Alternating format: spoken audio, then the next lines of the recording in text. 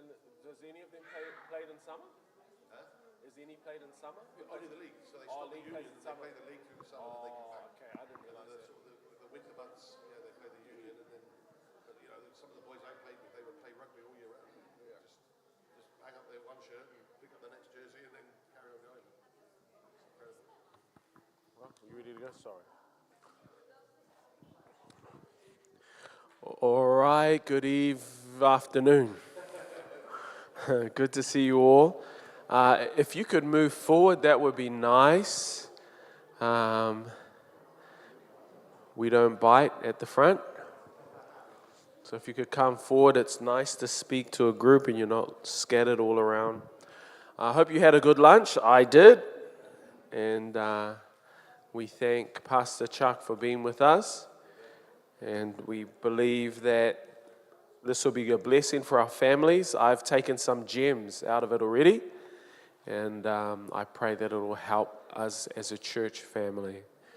So let's bow our heads, have a word of prayer, and let's pray.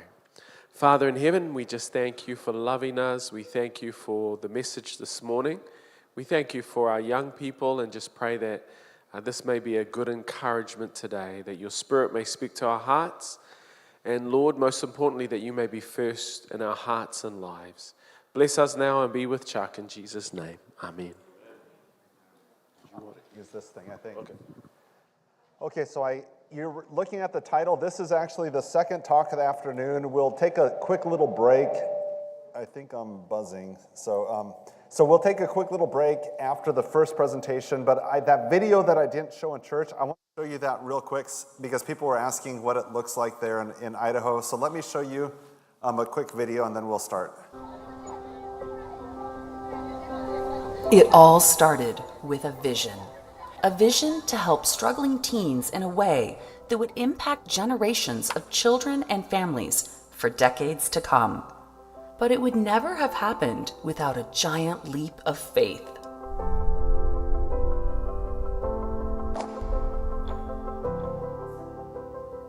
I did not have a clue what God was about to do. What God was about to do was to transform the lives of hurting children and launch a legacy of healing and hope. This is probably one of the greatest testimonies of miracles that you'll ever find. When a young preacher and his wife founded Project Patch in 1984 as a foster referral and placement program, they saw their share of teenagers who experienced setbacks and heartache. My goal from the very beginning was if we're going to do something for at-risk kids, we're going to do it good, or we're not going to do it at all. What Tom and Bonnie Sanford wanted to do was create a world-class residential therapeutic treatment program for teens. So it was no minor miracle when, after taking a leap of faith, they received an unexpected donation of riverfront property in Garden Valley, Idaho. Free land. Before long, building supplies were delivered and construction was all systems go, except for one major roadblock. And had no idea where we were going to get the money. None. Almost every month, there was something that would happen financially that I'd go like, wow, where did that come from? Tom made things happen, and I think people enjoyed being a part of that miracle.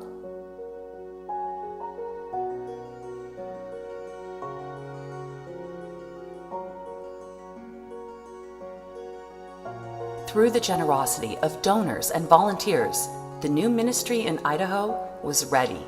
And in 1993, the first generation of teens began coming to Project Patch. Each and every one of them, just like the kids at Patch today, arrived with a burden to carry. I got into many different types of drugs. I was born a drug baby, and I had a lot of mental problems. My parents, I just hated them. When I was, I want to say 11, I tried drowning myself in a creek. I couldn't figure out a way to feel safe, to feel loved. Just look around. The world is absolutely full of kids that need an organization like Patch to wrap their arms around them and tell them that they're worth something.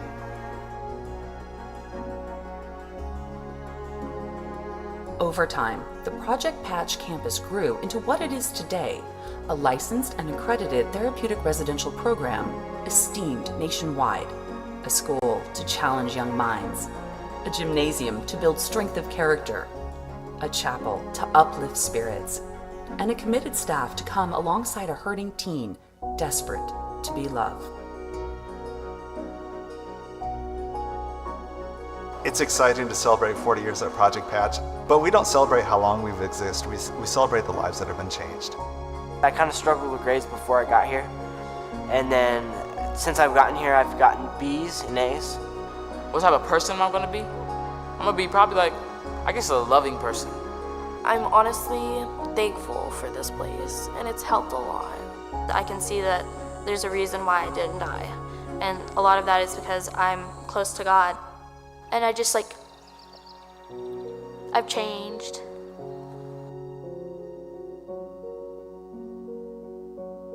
What started with a vision 40 years ago to create a legacy of healing and hope continues to expand through leaps of faith and unimaginable miracles. Lots of miracles. It's amazing what God can do. One of the things that we are committed to is that idea that we keep improving, that we keep taking that next step to make it better for the kids that enter our care. I know from the past that things work, and we know that God's going to be there in the future to help us step into those things. It's not getting easier, that's fine. We weren't called to do easy things, but to me, I'm excited that as we walk through it, God's going to be faithful.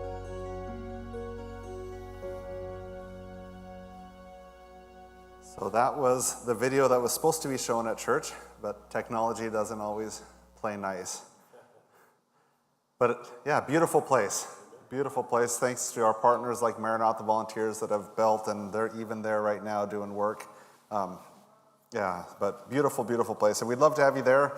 We do have a booth back there with some items, lots of stuff. One of the things that we just ask is that please consider being a prayer partner with us. There's a little QR code you can sign. We send a monthly information on what to pray for, needs that we have, and then there's kind of a directions on how to pray for our ministry. So yeah, it's easy for ministries to say, pray for us. We actually take the step to help and show you how and to partner with you on that.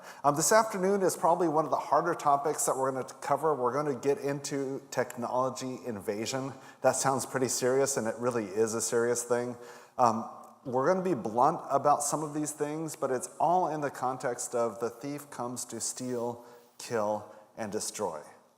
We can see that as a physical type thing, but what's interesting is I've sat in groups with both boys and girls, but this was a girls group. You've got girls ages 12 through turning 18, and there was a girl in our group, and we were talking about how many of you think that someday in your life you're going to fall head over heels in love with someone, that you're going to pursue their heart, you're going to win their heart, and you're going to be together till death do you part? Right? How many of you think that's in your future? And I asked the girls these questions, and some of the girls raised their hand, and a lot just kind of stood and watched, and a girl just sat there and cried. And I just paused and asked her what's going on, and she said, I don't think that I'll ever find someone that could truly love me if they know me. 14 years old, and what had Satan already stolen from her? Hope. Hope in a relationship, hope of being lovable, hope of being loved, right? And so if Satan can take that from a 14-year-old, how is she going to find love if she can't find it in a spouse or in God? Probably in some pretty destructive ways. So when we say the thief comes to steal, kill, and destroy, yeah, there's physical aspects of it, but hope, ambition, desire for relationships, those are the kind of things that we see stolen. I want to show you some statistics. They're really hard to find good statistics on pornography addiction. This is done by the Barna Research, as well as Covenant Eyes went together on a research project. What this is looking at, the top numbers is 13 to 17-year-olds. The bottom is young adults, ages 18 to 24. The top number is how often they come across pornography. And so you're looking at about 49% of kids coming across pornography at least once or twice a month. Okay, just being online, they come across something that'd be considered pornographic. Seeking it out, 37%. And so there's a lot of kids that come across it that aren't seeking it out.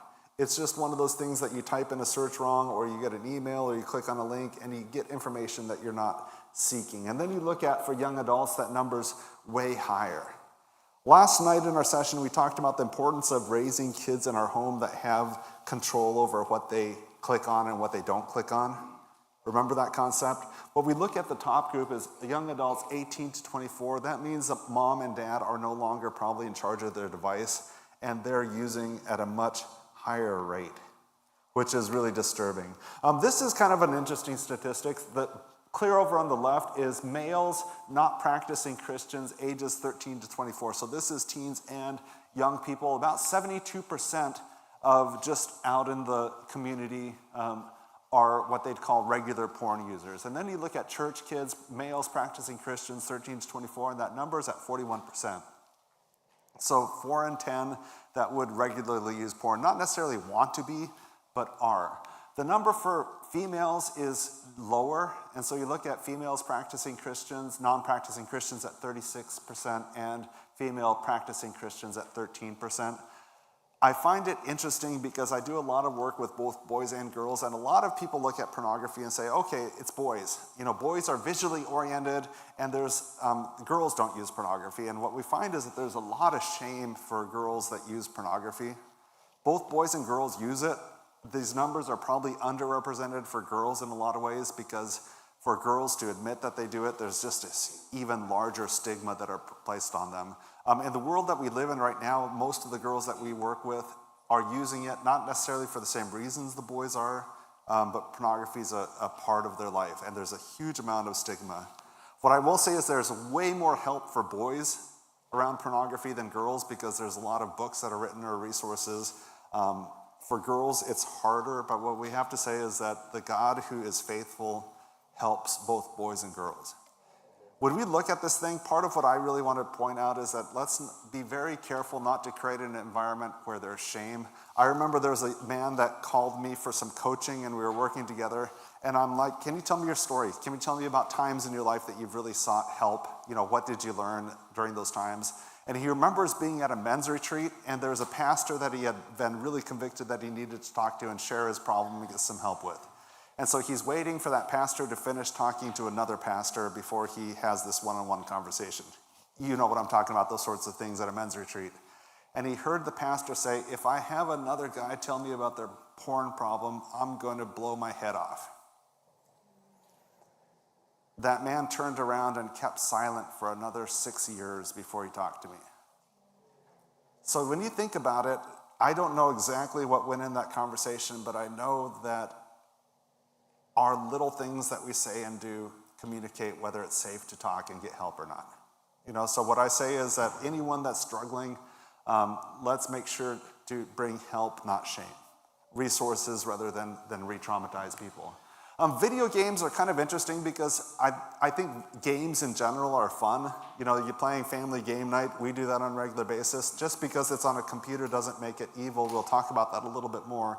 But this idea of video game, this is coming from a definition of looking at it from the disease side of things, which is interesting. It's looking at impaired control over gaming. You know, so can they actually control when they play, not play?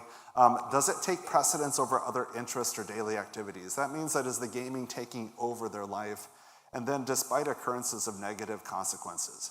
Those three things are really interesting. It's getting in the way of your life, you can't control it, and you keep doing it despite the consequences of it. When we think about what an addiction is or what a compulsion is, I'm trying not to get super technical in it because I don't think that's necessarily helpful, but a lot of times we're looking at it at a basic level. Is it hurting you in the present? Is it hurting you in the future? Is it something that's getting in the way of your relationships?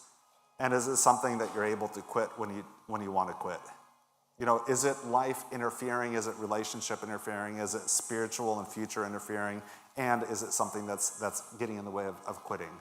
So video games is harder to identify. It's interesting that as you look at the clinical side of it, that's not telling me to be done, is it? That was the joke from this morning's Sabbath school. They say about 9% are pathologically or clinically addicted. If you are, let's say that you are addicted to a substance like nicotine, and you don't have that substance, what are you going to feel? What's going to happen to you as you leave that substance or don't have it? Anger. So withdrawal, one of the anger symptoms could be withdrawal. What else are you going to experience? Irritability, good. Unsettling, is that what you said? What? Anxiety, oh for sure, anxiety would be one of them. Appetite changes, sleep patterns, you'd have cravings, you're going to have experiences because you're addicted to that substance. Does that make sense? For kids that are addicted to video games, when they lose their video game, are they going to have irritability? Are they going to have appetite, sleep issues? Are they going to have anxiety? Yeah, they are, right? For our program, we've got kids that come into us and they've got, either through vaping or cigarettes, they have a addiction to, let's say, going to cigarettes. It's easy for us to be compassionate as a youth program for a kid that's, they've used cigarettes and now they can't have it, so they're going to go through withdrawals. It's easy for us to be compassionate for that sort of thing, isn't it? We kind of understand. Yeah, it's hard to quit smoking. If a kid doesn't have video games, are we compassionate? Not usually. It's like, put that stupid game away. I think it's interesting is that we have parents that are like, we're going to go through on a camping trip into the woods and there's going to be no internet or gaming and we're going to have a great time out in the woods for the weekend. And suddenly everyone's irritated at each other because they don't have the internet and all the stuff that they're used to, plus they're hungry and in the woods, and it's hard. These are very real things. So when you look at 9% clinically pathologically addicted, that means that when they don't have the game, life is hard on them. It's hard. And for us, especially that have never had a gaming addiction, it's hard to be empathetic. And what we say is that you need to be. I love these next two statistics. 23% of youth, when they're given the definition of video game addiction, they'll say that they are addicted. 44% say their friends are addicted. Haven't you noticed that it's easier to see signs of addiction in others rather than yourself, right? Yeah, we justify your behavior, but you see it clearer for other people. One of the things that I just want to give just a plug for is pluggedin.com. I just say that that's focused on the families, material for appropriate versus inappropriate video games. They do all sorts of ratings. I don't spend a whole lot of time in there because here's the thing. Can a game be morally fine and still addicting? Yeah. The morality of the game doesn't necessarily change the addictive. There are games that we know are morally not positive and addictive, and there's games that are totally fine that are still getting in the way of life, responsibility, future, and relationships, right? Do you know what the most addictive video game in the history is? Candy Crush? Nope, that is a good one, but not Minecraft. Not Minecraft. Not Roblox. Tetris.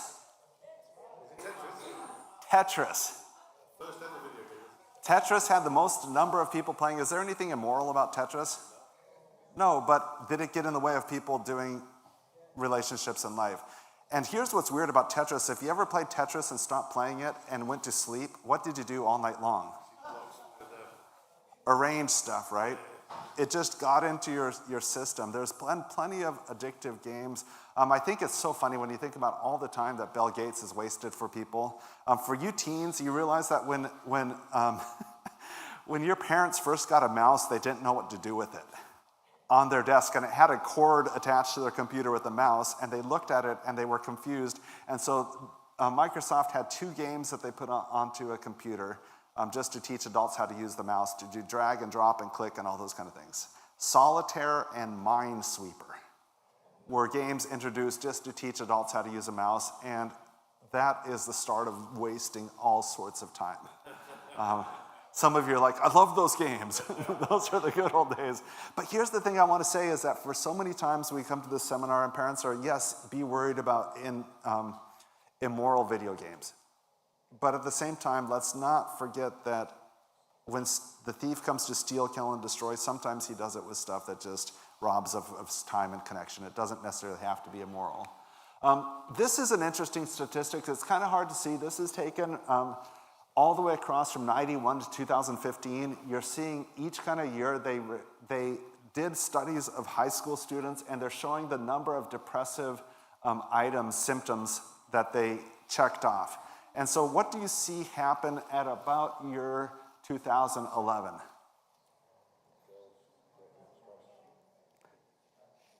Huge uptake in symptoms of depression, right? Massive uptakes.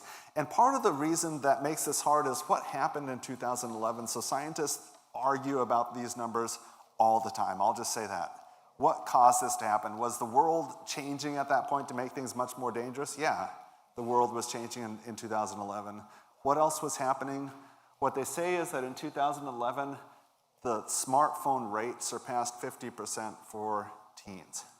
And so devices were in pockets and bedrooms all the time. And what they've continued to see is escalation of symptoms of depression and anxiety. Continues to skyrocket. And there is some correlation, man, I can't even say words right now. There's some connection between, what's causing this? Is the world causing the tech use, or is the tech use causing the anxiety? And the answer is probably yes. Yes, because neither are helping each other. And so the rates continue to skyrocket. New numbers continue to come out every single year. We looked at numbers through COVID, pre-COVID, post-COVID, and you're seeing the numbers continue to rise for depression, anxiety, suicidal things.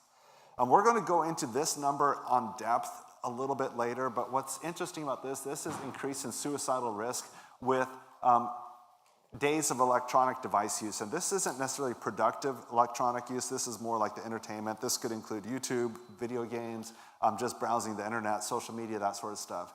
But you notice that the more you use throughout the day, 5+ hours, what do you see happening with the risk factors? Go crazy, right? Off the charts. How many hours is an average teen and adult? Well, let's just say with teen, how many hours a day do you think that their phone is being used? 6, 12. It's definitely in the 6+ range. Even for adults, it's crazy how many hours. Anyone here use Screen Time? Screen Time's the Apple app that tells you how much you use your phone. Every Sunday morning as I'm eating breakfast, it pings me and gives me my report. And there's times I look at that and go, ugh. Because what does that mean? If I'm feeling really down, I've probably used my phone a lot more on a daily basis, right? It's not healthy to use it for long periods. And so this time that we're spending with is still on this idea that if your phone owns you, that's a problem. That's a problem. So how do we get to the point of owning that? To use the button to turn it off when we need it, turn it off when it's not benefiting us. That's the challenge. I want to go into a couple things here. We're going to talk about pornography, we're going to talk about video games, we're going to talk about social media, and then some steps that we can take. The challenge about pornography is interesting because even getting the language around what's pornographic and not is a challenge. We live in a country in which our free speech and all those things are really important. There was a judge that was ruling about pornography years and years and years ago, and they were asked to define what is pornography. And the definition was, you know it when you see it. You can kind of see where that's coming from, right? Because we kind of know when we see it. The thing that we work on, especially with teens as a discussion point, is this idea of form and function, okay? And so if you take this chair, what is the form of the chair? Describe the form of it to me. 4 legs, good.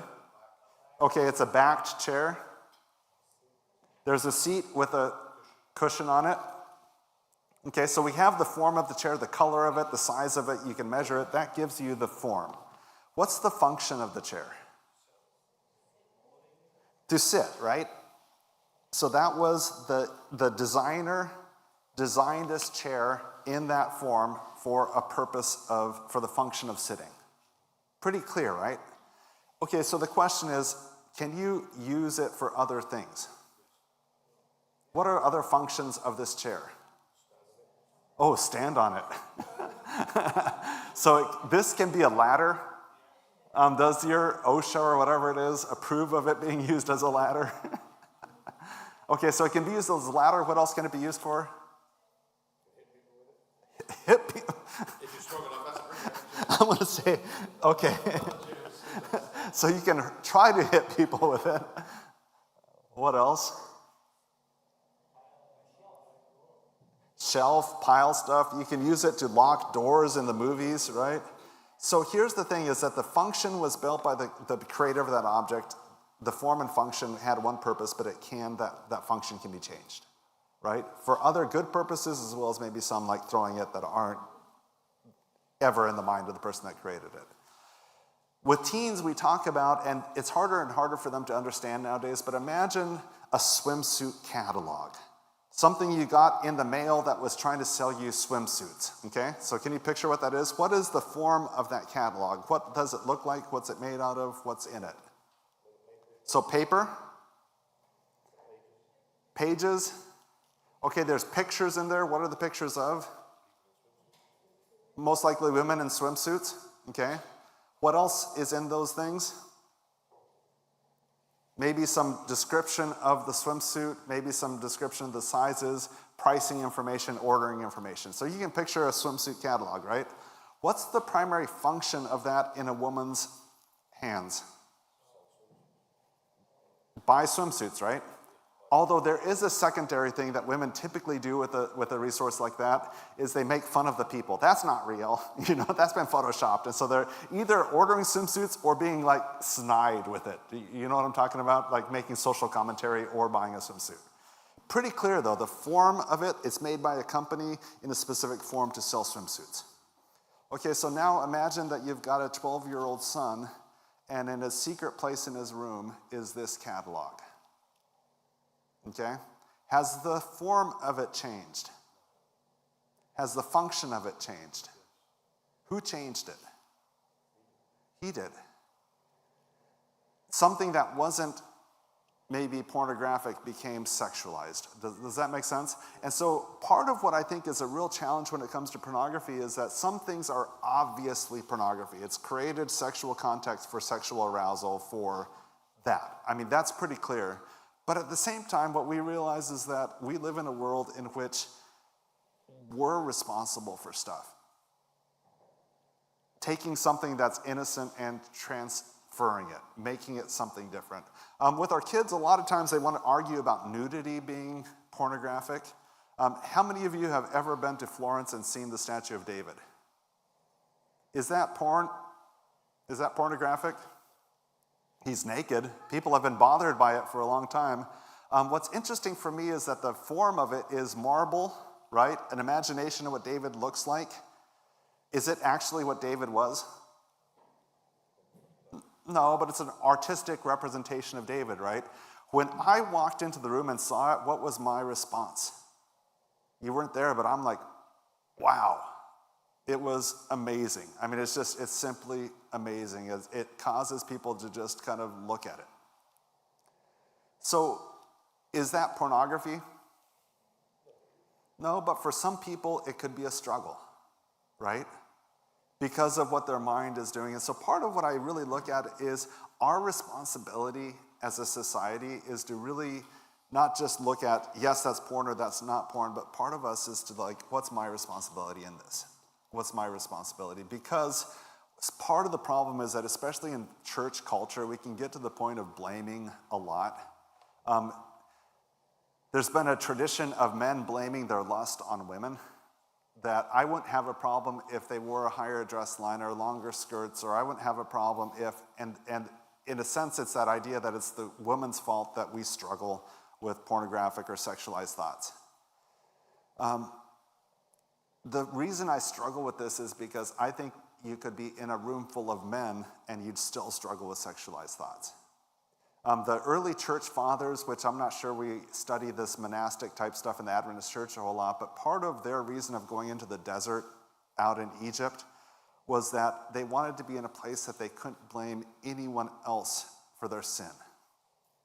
That they took responsibility for what their thought life was because they couldn't blame anyone else. And part of what I really want us to kind of drill into is that this is the kind of mindset we need to do as we teach our kids, is that you're responsible for this stuff. Your mind is going to wander. Your mind is going to make people into objects.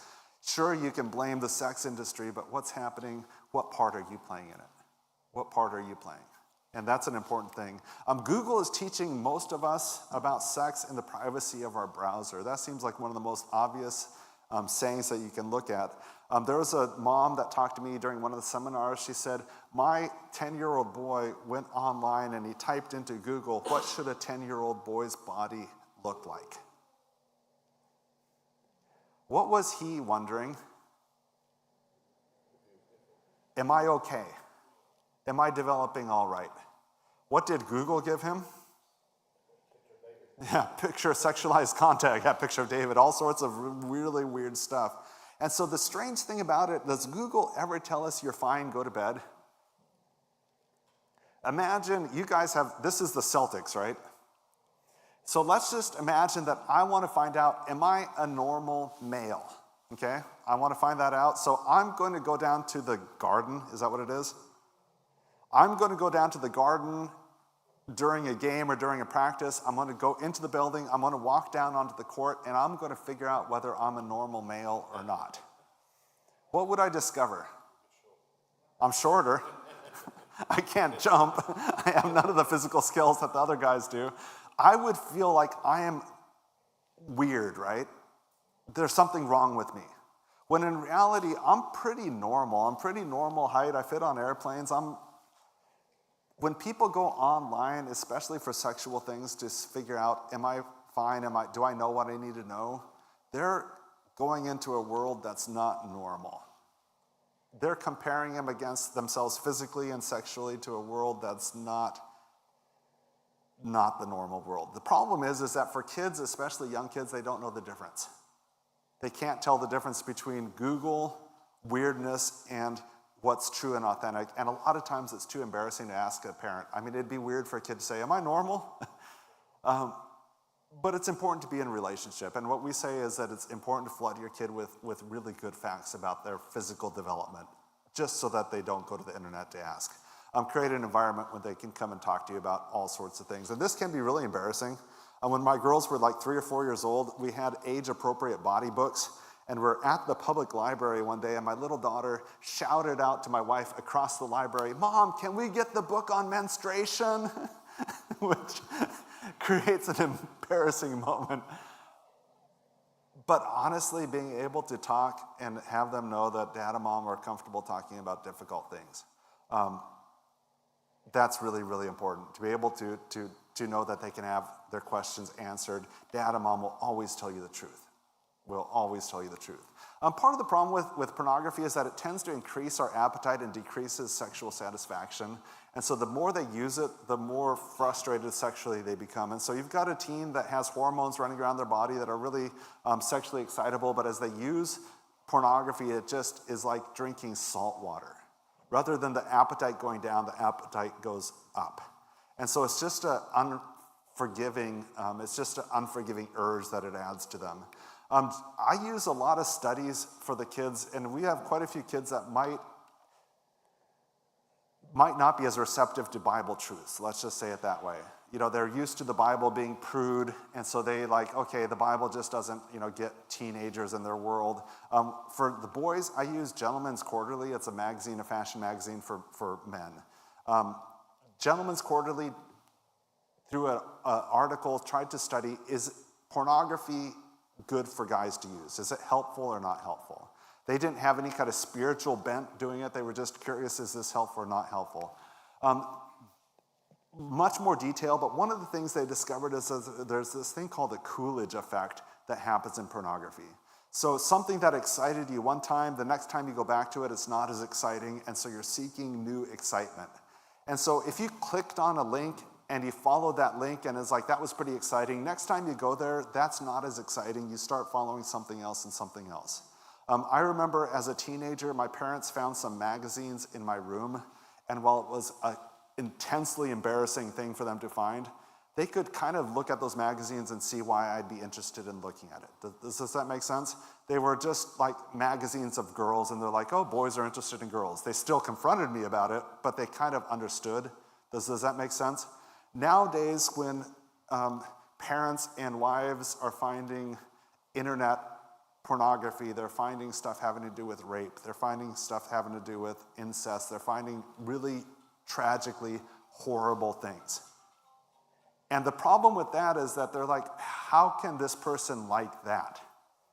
Not realizing that the Coolidge effect means that they click on something, and when their brain is aroused, it's not thinking clearly, and they're clicking on things that lead them down a trail that they'd never click on when they weren't aroused, okay? And so part of the judgment that comes in and part of the shame that comes in is that the internet is designed to go harder and harder into hardcore pornography. And so that's the path that it takes. And it's really hard to explain. The other thing that I tell kids is please do not define yourself by what you are aroused by. Your definition, your character, your personality, all these things are not in your worst moment. Are not in your worst moment. We have a lot of kids that really struggle with how could I be aroused by that? That must make me, and they'll put a label onto it. And what I have to say is that when you're aroused, you do all sorts of crazy stuff. That doesn't mean that's who you are. So Coolidge effects is your tastes become increasingly deviant or extreme. The internet tends to do that with clicking, and before you know it, you're looking at stuff that's really, really hard to deal with. And then about 25% are disinterested in having sex with a partner. Who would they rather have sex with? They'd rather take care of their own needs. That self-sufficiency. I don't need people. That tends to be the path, and so GQ's conclusion, there's a bunch of other stuff that they did also, is that they're saying that, guys, if you really want to have good relationships, if you want to have good health as a male, avoid using porn. That's their conclusion. And I use that with a lot of teens because I think it's a helpful thing to say is, let's just say, even without the religious question, is this good for me? Is this something that's going to make me a good lover? Is this something that's going to make me the strongest version of me? And the answer is over and over, no, it's not going to help you with that. It's not going to get you there. Some of the reasons for it is that porn tends to separate us from people, makes us into consumers of people. Instead of adding connection, it adds a divide. It adds a wall between us and other people. And really the stereotype for years and years is that, well, it doesn't hurt people. Porn isn't hurting anyone. It's all consenting people. It's pictures. And I will say, unprotected sex can cause pregnancy and disease and all sorts of problems, right? Where pornography doesn't necessarily cause pregnancy and disease. But there are other costs that come with it. So if I have a choice, I'd rather have a child using that than using other things, but it's still hurting people. It's hurting them and it's hurting other people. There's a really interesting book called Closing the Porn Window by Tim Chester. He really has this idea of, have you taken a picture, and when you take a picture, you frame in what you want to see in the image and you hide what you don't want to see? And so if you go out to the beach and there's all these wires and ugly things, or maybe there's someone sunbathing and you don't want them in the picture, what do you do with the frame? You adjust the frame to hide the ugly and to capture the beautiful, right? And so what Tim is saying is that when people are filming, creating pornography, what they're really careful doing is hiding stuff that would turn you off and only showing you stuff that you want to see. Some of the things that they say is that in the window, they hide frequent drug use to dull the physical and emotional pain. They make it look pleasurable, but they hide the pain. The high likelihood of people using drugs during the pornography is extreme. One of the things that is heartbreaking for me is I teach with teenage girls that have been sexually active a lot of times, and we're teaching through this curriculum. And a lot of times, girls will experience very painful sexual intercourse. And the boy that they're with doesn't know what's wrong with them because it looked really fun in the video. The girl doesn't know what's wrong with her because it looked really fun in the video. What they don't realize that in the video, it's painful there. They're just hiding it. They're using drugs. They're using stuff to hide the pain. And so a lot of times in the modern world that we're living in right now, women and girls are blamed for when the sex acts don't live up to the porn. And it's a really, really painful place to be in because they take on the blame when it's really, the fact is it's just painful the way they're doing it. High probability of having sexual abuse as children, so the people involved are coming from a trauma background that a lot of times is being relived. Abusive or distant father is a common thing. Coercion, this is the idea that, let's say a girl agrees to do a sex scene with a male. She shows up to that sex scene to be filmed and there's 6 guys there. At that point, is she safe to walk away? Probably not, right? And so the scene gets filmed. People that are watching it, do they know that she's terrified? That it wasn't her agreement? No. But she has no power at that point. And so the coercion that goes on behind the scenes, human sex trafficking, the fact that so many people are either sex trafficked, their choices get taken to a point that this is the only path that seems reasonable for them. And so they're creating content. For me, the interesting thing as I go through these things, especially with our boys, is that where do you feel it? Where do you feel your anger as you read through this? Can you describe it? I feel a gut level anger when I read the fact that people are being treated this way. The pain, the frustration, the taking advantage of. Yesterday when we talked about teens, when they're really little, they're externally motivated. When they become teenagers, where are they motivated by? Internal motivation. Part of why I share this sort of information, however painful it is because part of what I'm trying to do is wake up that system that says, I want to be a defender of people, not a user of people. I want to treat people, not as objects. Jonah Mix, who has a lot of kind of wild stuff that he says, this truth that he shares, I really, really love. I'll read it together. I'll read it for you. He says, I'm not interested in a world where men really want to watch porn, but resist because they've been shamed. I'm interested in a world where men are raised from birth with such an unshakable understanding of women as living human beings that they're incapable of being aroused by their exploitation. That see people as human beings, that they're incapable of being aroused by their exploitation. Do you sense the power of that? That I choose to be a person that protects people, not uses people. That's the kind of person I want to be. I will say that as a Christian church, we've kind of failed. There was a book called Every Young Man's Battle that was out, and that was taught, and some of the principle makes sense, that if a guy sees a temptation, he's supposed to look some other place, right? And that's kind of wise. There's some stuff that we shouldn't be looking at. But the idea was that as you come into a church, and let's just say there's a woman that you're looking at, oh, I can't look there, and pretty soon you feel like you're being attacked all over the place. What we teach our teens, both boys and girls, is that when you see another gender and you feel like you're going to do the elevator eyes or anything else, instead focus on looking at their forehead. The eyes are too intense, but instead of looking away as a person as a threat, look at them and make them more human. This is a child of God. This is a person in front of you.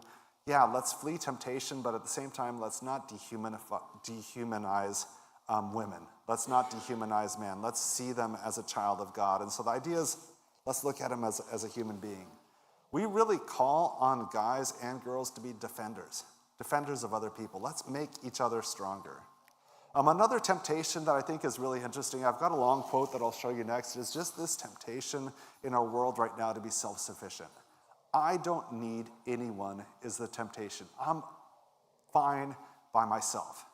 Our devices can tell us that I don't need people, I don't need anything else, I can just be with me and my device. This is from Desire of Ages, page 117. It says, from the time of Adam to that of Christ, self-indulgence has increased the power of the appetites and passions, until they had almost unlimited control. Thus men had become debased and diseased, and of themselves it was impossible for them to overcome.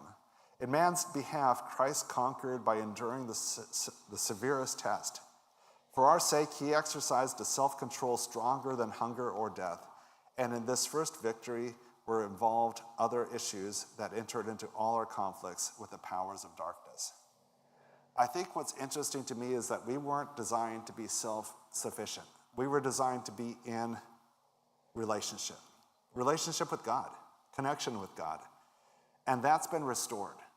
And for any of us that are really struggling, pornography says, I can take care of every need that I have by myself. And God is like, I am there to meet your needs. We talked about that in church already. Number 3, it reduces ways for God to work in our lives and for us to experience him. When we have thirst, what should I do? Drink, right? That's the only way to satisfy it. But if I'm so busy on my device to forget that I'm thirsty, what am I doing? Am I asking for what I really need? Am I seeking what I really need? And so for what we say is that God is anxious to meet our needs, but sometimes we need to come to the point that we're stopping trying to meet them ourselves, that we rely on him to meet them. So those are some things that to me we just covered 3 of them. With the teens that I work with the video series that we have about 5 or 6 different reasons that I've chosen not to use pornography. We try not to do it from a shame standpoint, but if you really want to experience life and relationships in a really positive way, pornography is not going to help you get there. It's going to feel like it's going to get you there, but it's not going to get you there. Let's talk about video games for real quick. Once again, let's not freak out. Just because it's a video game format doesn't make it evil. But we do find that video games, by design, are designed to get you hooked into them. On my way from the airport, we drove, and the driver, late at night, pointed out the casino. I think I was coming up 93, and he pointed out the casino. We didn't go, but he really suggested that I take a stop at it. So, I mean, if my Lyft driver said I should, no. Casinos are an engineered environment. What's the purpose of a casino? To make money for who? The house. The house. With the feeling like you're going to get some of it, right? But the purpose of it, that would not exist if it wasn't for them making money, right? It's an engineered environment. This picture is just to help your thinking, but most casinos don't actually look at this. What are some things that casinos do to increase their profit, let's just say? How do they design their facility to increase profit? No windows. What's the purpose of no windows? Yeah, lose track of time. They say there's no clocks, but nowadays people carry clocks with them, and they're but no clocks. What else? Free drinks. The what?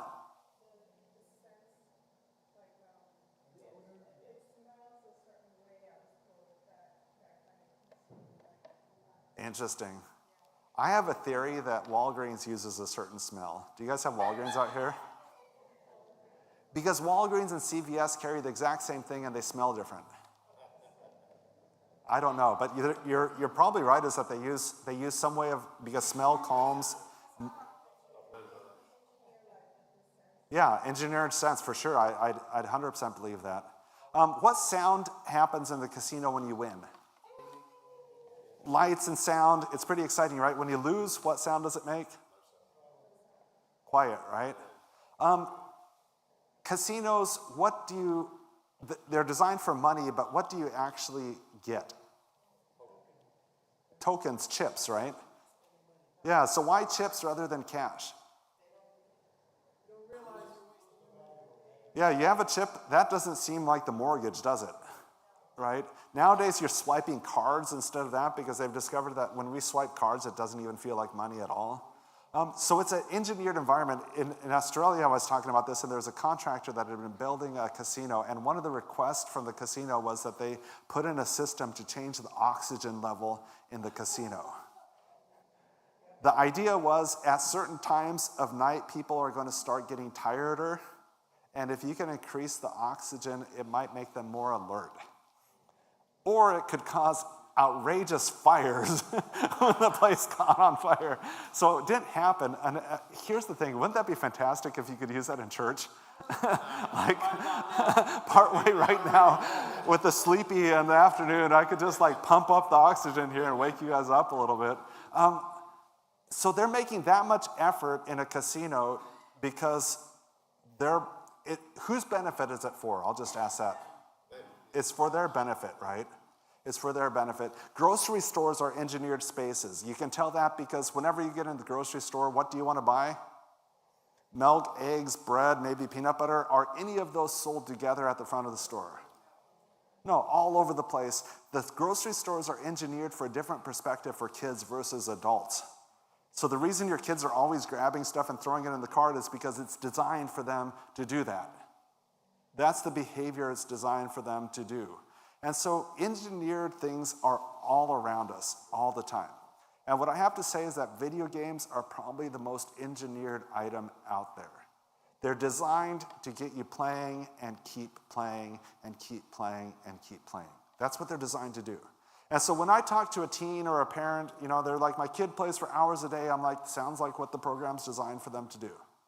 There's not an off-ramp. There's an on-ramp, but there's no off-ramp. And some of the ways that games really try to get people playing, This is more from my generation, being a child of the 70s and 80s, is that the high score was everything. Your 3 initials were a really big deal.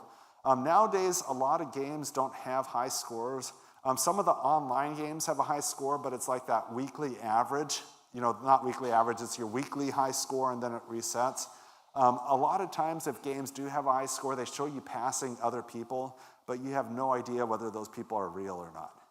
I do Duolingo. Anyone else here Duolingo people? Do you know if any of those other people are real that are kicking you out of the demotion or whatever, the promotion zone? I've been in one with my cousin, with my niece before. And she's on the same screen? Okay, I don't know. It seems like a sham to me, but that's really that push is the high score, and the high score is motivating. A lot of games nowadays don't have a high score. Some of the games now are more like a movie or a book that you read through. The idea is beating the game, that you're traveling through a story. You take on a character and you complete a story of discovery. You're part of the movie. And it's hard to stop a movie partway through or stop a book partway through, isn't it? Yeah, and so that idea that some of these is just going through the game. Role-playing continues to be bigger and bigger in these games, that idea that you're taking on a character and being able to play as a certain character. Some of these characters have a lot of value. I think it's really funny because Fortnite, you can pay money to get a fancier skin.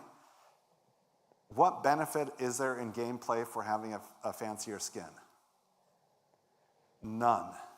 It doesn't give you any superpowers. It doesn't do anything other than it differentiates you from the other people who are just beginners, right? So there's pride in your character. What's fascinating about the characters is, do you remember the Wii video game series, the little, the Wii where you have these cute little avatars, right? When you designed your avatar originally, you created a little version of you. So if you wore glasses, your little character wore glasses, hair color similar. That tends to be how some roles were originally created.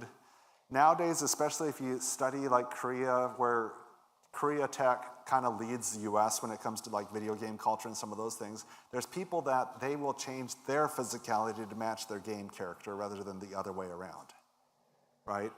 And so if their character has certain hair color, they're going to have that hair color. They'll do body modification surgeries in some minor ways because they want to identify with that character. Role-playing is a really interesting thing. Discovery. Some of these games, I think Minecraft is a good example of it. It's a huge universe that you play in. Like you can swing, you can climb, you can fly, you can go as wide as you want when you play Minecraft. For any child of the 70s and 80s, how far from home could you play on an average day? They say the circumference with home being center was like 10 miles that kids could wander. Just go on your bike with your friends. If your parents saw you across town, they'd wave, right? Nowadays, kids have less than a mile from home that they can play. Sometimes it's even like a half mile. If they're going to the park, who goes with them? The parent goes with them. Statistically, and you're not going to like me for this, but statistically, the world toward violent crime toward kids is statistically safer now than it was in the 70s and 80s. Would you know it? No, you wouldn't know it. But the idea that in the real world, kids are told all day long, be careful, be careful, be careful, and told to stay close at home and be supervised. When they're online, there's a world that they can swing around, jump off stuff, climb stuff, fly, and that feels pretty good. That feels pretty good. For a lot of our kids, that's the nature that's put in them, is to explore, to grow. And so video games provide some of that. Relationships. Video games have taken a transformation in relationships, especially multiplayer games. Originally, multiplayer would be like same game, 2 people playing it, right? And then as games got a little more sophisticated, there were multiplayer games like a sports game that you're playing. You're playing soccer, you're playing Madden football, whatever. But as technology increased, you might be on the same room, but on different devices, right? You each have your own laptop or you have your own computer and they're networked together. Nowadays, when kids are playing video game with other people, what are they most likely playing? Over the internet, right? Not even in the same room, not even in the same state, different places. Are these relationships significant to them? They are. They're significant relationships. Imagine that if you have a group of people that every day you go on an adventure and count on each other and work as a team, how would that feel over time? There's safety, there's teamwork, there's camaraderie. It feels like a real relationship. Is it a real relationship? Not necessarily. Don't know.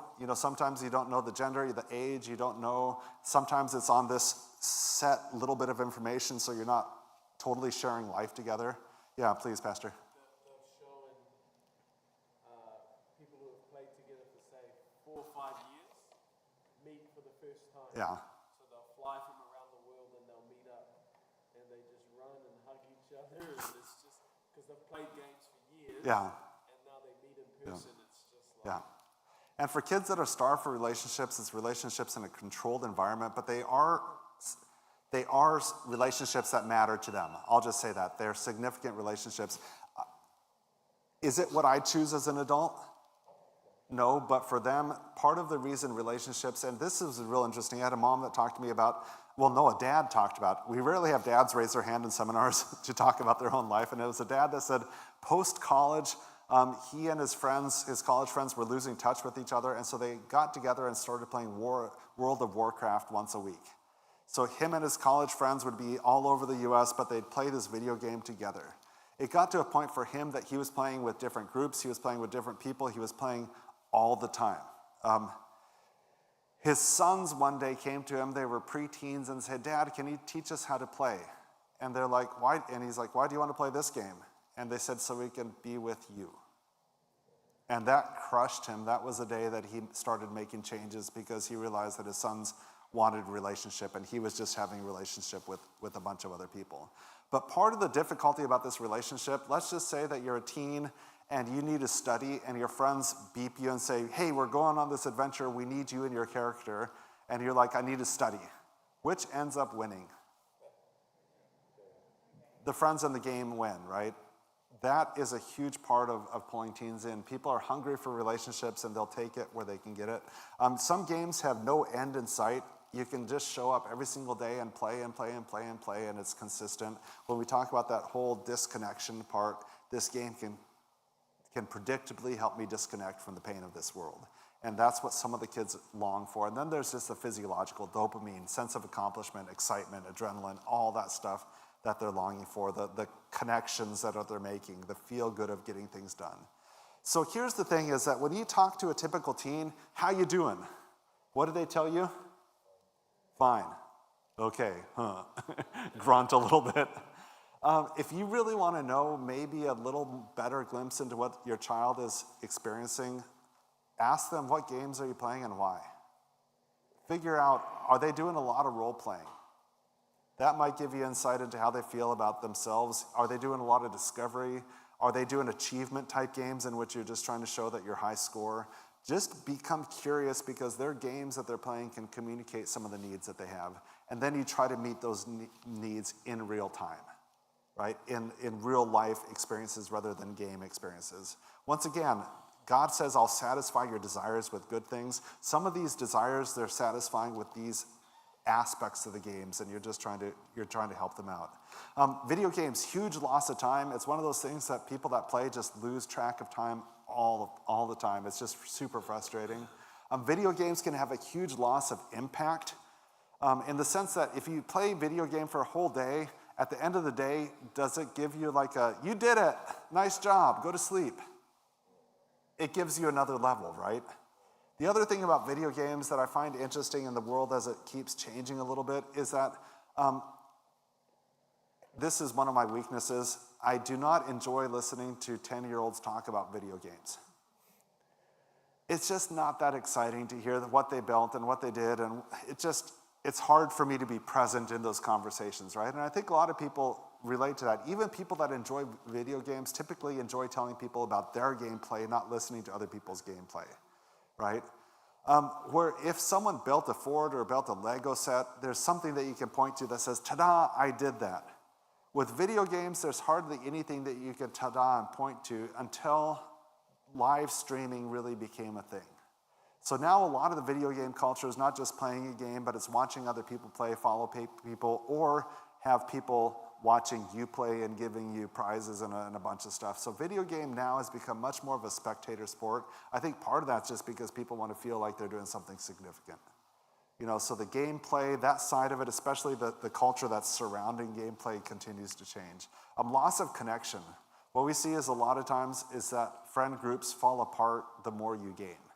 The people that you used to hang out with, spend time with, those bonds break over time. Signs of addiction, this is kind of interesting to me, is that a lot of times we do sign as the number of hours that they play. I want to ask you, have you ever read a really good book and read it all day long? Any chance that you got to read it, you read that book? Was that an addiction? And some of you are like, yes, it was. It was a book addiction. But most of the time, it's just something super interesting and you're compelled to do it. You really enjoy it. You engage in it. I don't think the number of hours you play is as important as do you lie about how much or how long you play. To me, if you're accurate, that is a sign that I'm a little hopeful. What we find is a lot of people feel bad about how long they play, and so they diminish it and start to lie about it.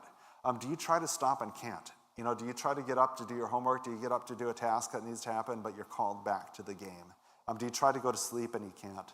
These next two are really kind of tied together, disrupted life pattern and feed into other behavioral issues. What we see with teenagers and young kids is that they'll play video games way late into the night, and the next morning, what do they have to do when school time happens?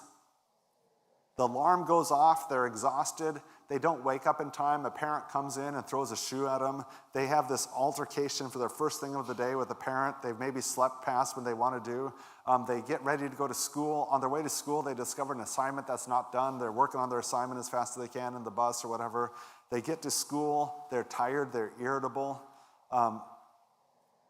maybe didn't eat breakfast, didn't get enough sleep. How do you deal with people when you're kind of tired and irritable? Short-tempered.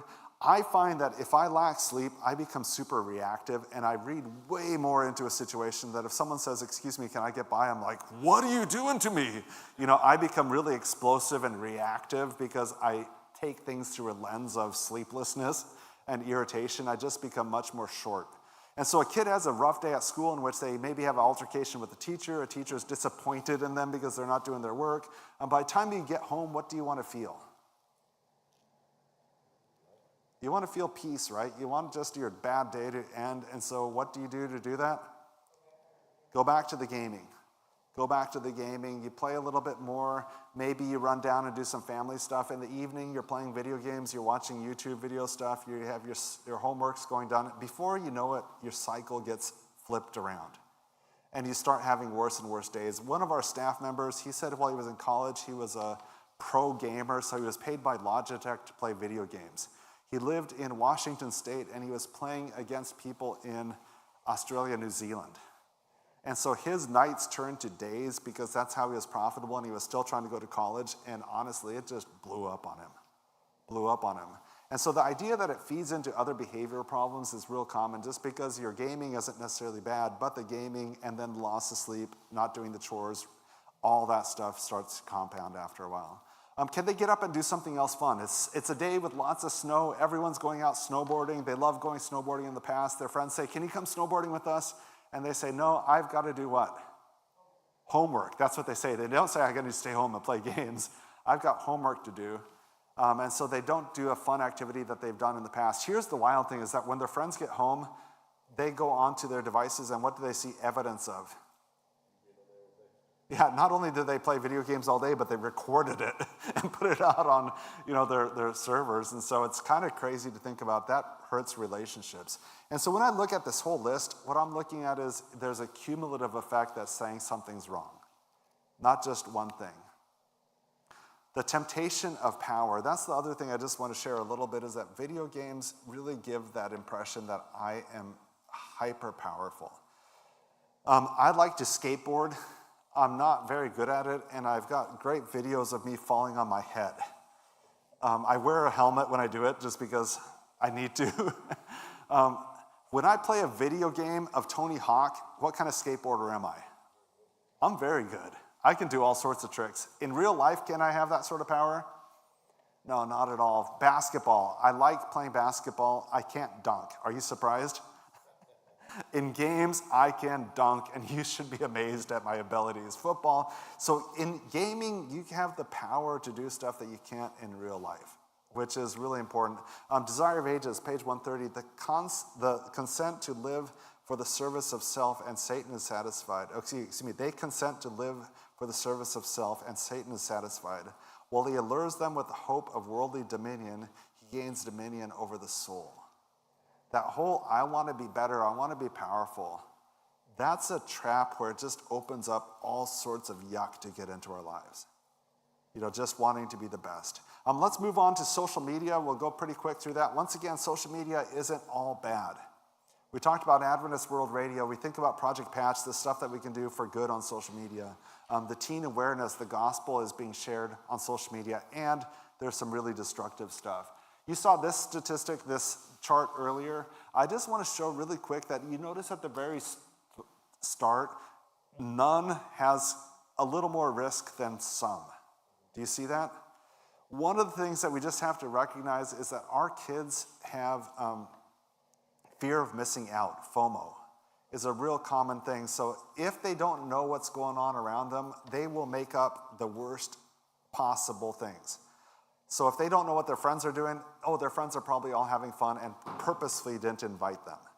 But going on to social media, they stay a little connected with their friends. They know what's going on with trends. They feel a little bit more comfortable. The problem is the average teen or adult quit when they're at that place? No, you keep using it, and before long, you're in the opposite side. What we really tell parents of teens is that do take their need to be connected to their friends seriously. They're social people. There are ways of using social media in tight little glips at age-appropriate times that can be helpful for their connections. That being said, you need to make sure that it's not long. For our kids, and even for myself, I've got things set up on my phone so that social is only, for me, it's 45 minutes. So I can check really quick on socials, but then it tells me that I'm out of time, and what do? Move on and do other stuff. So that's a test. That's something that I do. As an adult, should I be able to use it more? Maybe, but I've discovered from my own experience that if I'm not careful, that I'll just use it. I'll just keep using it. So for my kids, when they got to the phone age and then later on got to the social media, we limit their time on it. I have a daughter in college now, and we handed off her responsibility for that timing for her. She kept the same things that we had set up for her. Does that make sense? She didn't change them because she felt like that was helpful for her. And so that's the goal that we have. I shared this with the teens yesterday. About 72% of teens say they're being manipulated while they're online. Teens hate being manipulated, but for some reason, they allow it to happen online. The company's Facebook, this was taken from The Guardian quite a few years ago, but the company Facebook can monitor posts and photos in real time to determine when young people feel stressed, defeated, overwhelmed, anxious, nervous, stupid, silly, useless, and a failure. Look around the room right now. Can you tell when anyone else is feeling these things? No, their algorithm can tell how you're surfing, when you're surfing, all that sort of information, what you're liking, what you're not liking, the speed that you're doing it in. They can extrapolate that information. And so what I ask teens on a regular basis is, what mood would Facebook, Meta, Instagram, TikTok, what mood would they like you to be in? They can engineer your mood, and so if they can shift your mood, which mood is going to be the most susceptible to advertising, toward making decisions, toward influence, right? For girls that they're trying to sell makeup to, for guys my age, I don't know what happened, but all my Instagram ads are now for like special shirts for guys to pull the gut in and things to make my hair grow again. So Insecure Chuck is a profitable version for them apparently, right? And what we look for kids is that realize that this social media exists not for your benefit, it exists for theirs. While there are some benefits you can derive from it, it ultimately exists for their benefit.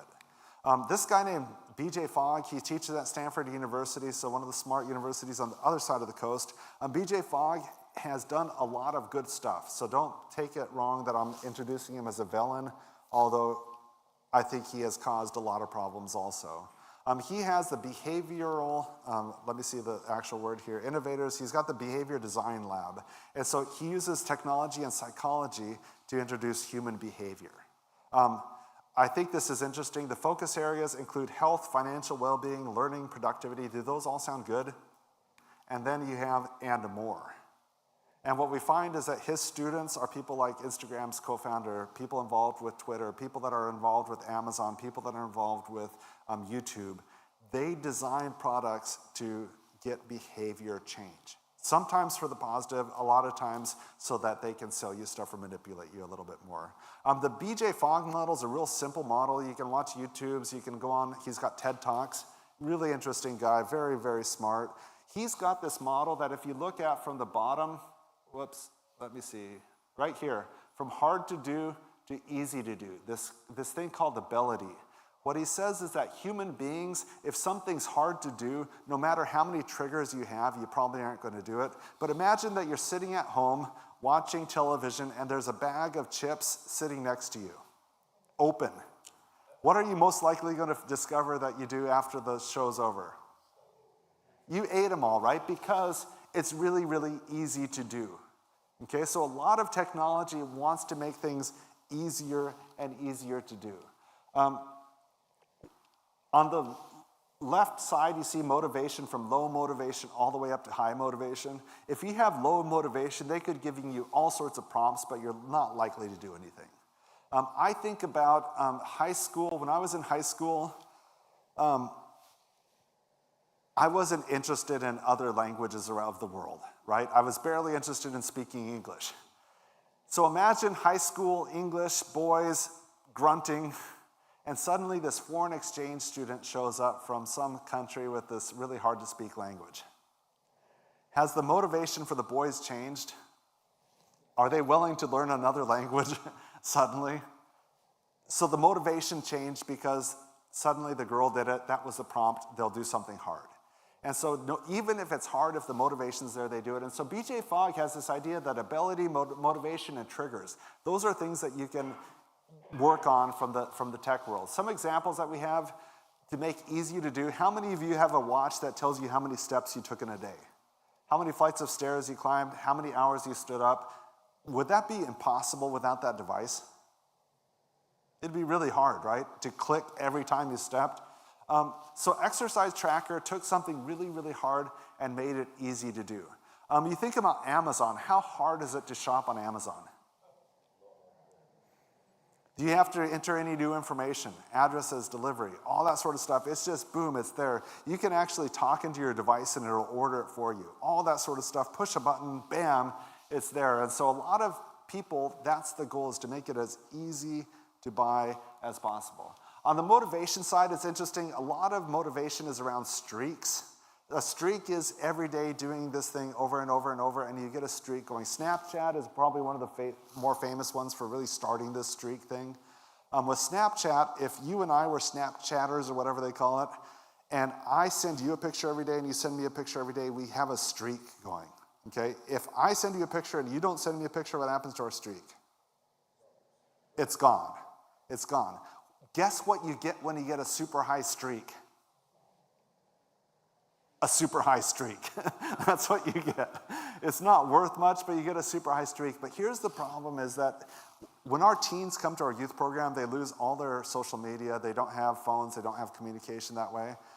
We've had kids that know they're coming to our program that'll hand it to a friend to keep the streak going. Give a friend access, because here's the thing. If we break a streak, where do you have to start? 0, start again. And if I break a streak, both of our streaks are broken, and so there's a relationship there. Lots of things going on, and we're really susceptible to streaks. I use Duolingo for language stuff. I'm on a streak of that. I use Wordle, which is a word game. I'm on a streak for that. I really fall for streaks. There's Bible reading apps with a streak going on. Yeah, please. Oh, that's right.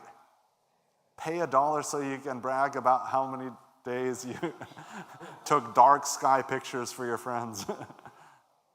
But it's significant. It's significant. It changes motivation to have a streak. We keep doing stuff when that streak is there. And then binge watching, I think, is really fascinating to me, is that when you go onto YouTube or any of those kind of things, is it easy to pick your next video? If you finish a video, what's likely to start happening?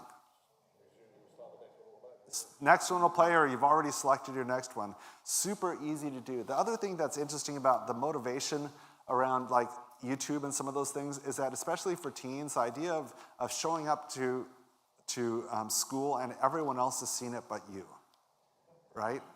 That's a really scary feeling that everyone's on the inside joke but you're not. And so the idea that it's hugely motivating to do it. I will say that they do a good job of doing cliffhangers with like the Netflix series. You're almost done, you're ready to go to bed, and you watch something, and then suddenly it's like, oh, I better start the next one because I want to know what happens, right? They build that motivation into it. So when you look at this model is using psychology, human weaknesses, vulnerabilities to create behavior. Behavior that suits who? Behavior that suits them. Part of why I teach the FOG model is the FOG model is what all the developers are using against us and our kids. And I think it's really important for the kids to get a glimpse into the back end of these systems. You know, what psychology is used against them. What I find is a lot of times once you start teaching kids about the easy to use, the motivation, the triggers, they start being able to see them all the time. Have you ever bought a car and as soon as you buy the car, you see it everywhere? Where you didn't notice it before? That's kind of the awareness that we're trying to build, is that, hey, that's a system that's just triggering me by, you know, doing something, or that's a system that's trying to mess with my motivation. That's a system that's just trying to make it seem easy. And as they learn these systems, it kind of decreases some of the power of those systems. But as soon as you think you have it figured out, they move on. Identity formation, this is one of the things that I think is one of the biggest challenges around social media, is that kids nowadays are asking, you know, who am I in this world of people and things? When you look at Erickson's model of development, that's the teen development step that they're doing, defining themselves in the world. The weird thing about identity formation is that when I was a teen, I could buy a new shirt and I'd wear it to school, and maybe someone said, that's a nice shirt. That was it. Nowadays, people post fits or whatever the clothes are, and there's groups of people that vote on it. If you show a new outfit and no one votes on it or says they like it, what do? Remove it as fast as you can off the record, right? That's what you're doing. But then at the same time, if you're really funny and do this and a lot of people react to it, what do you try to do the next time? Try to get that approval. And what we're saying is that you're crowdsourcing your identity formation. You're giving everyone a vote into what you are as a person, and that really scares me a little bit. We've always been influenced by other people, but what we have to say is that God made you unique, special, different. That's what you're trying to discover, not discovering what other people like. You know, and so be very careful around identity formation. What we find is a ton of dissatisfaction online, comparing your life to someone else's life. Compared to someone else and what they present, not realizing that everyone is showing their front stage and hiding their backstage life when they're online, but it tends to create dissatisfaction. The more use of social media, the more dissatisfaction. Cyberbullying, I just want to tell you, it's real. Most of the time when you see cyberbullying or kids report cyberbullying, adults will look at that same post and say it's nothing. There's levels of inference, levels of communication that adults typically won't see as a threat, but kids will clearly see it as a threat. Yeah, please.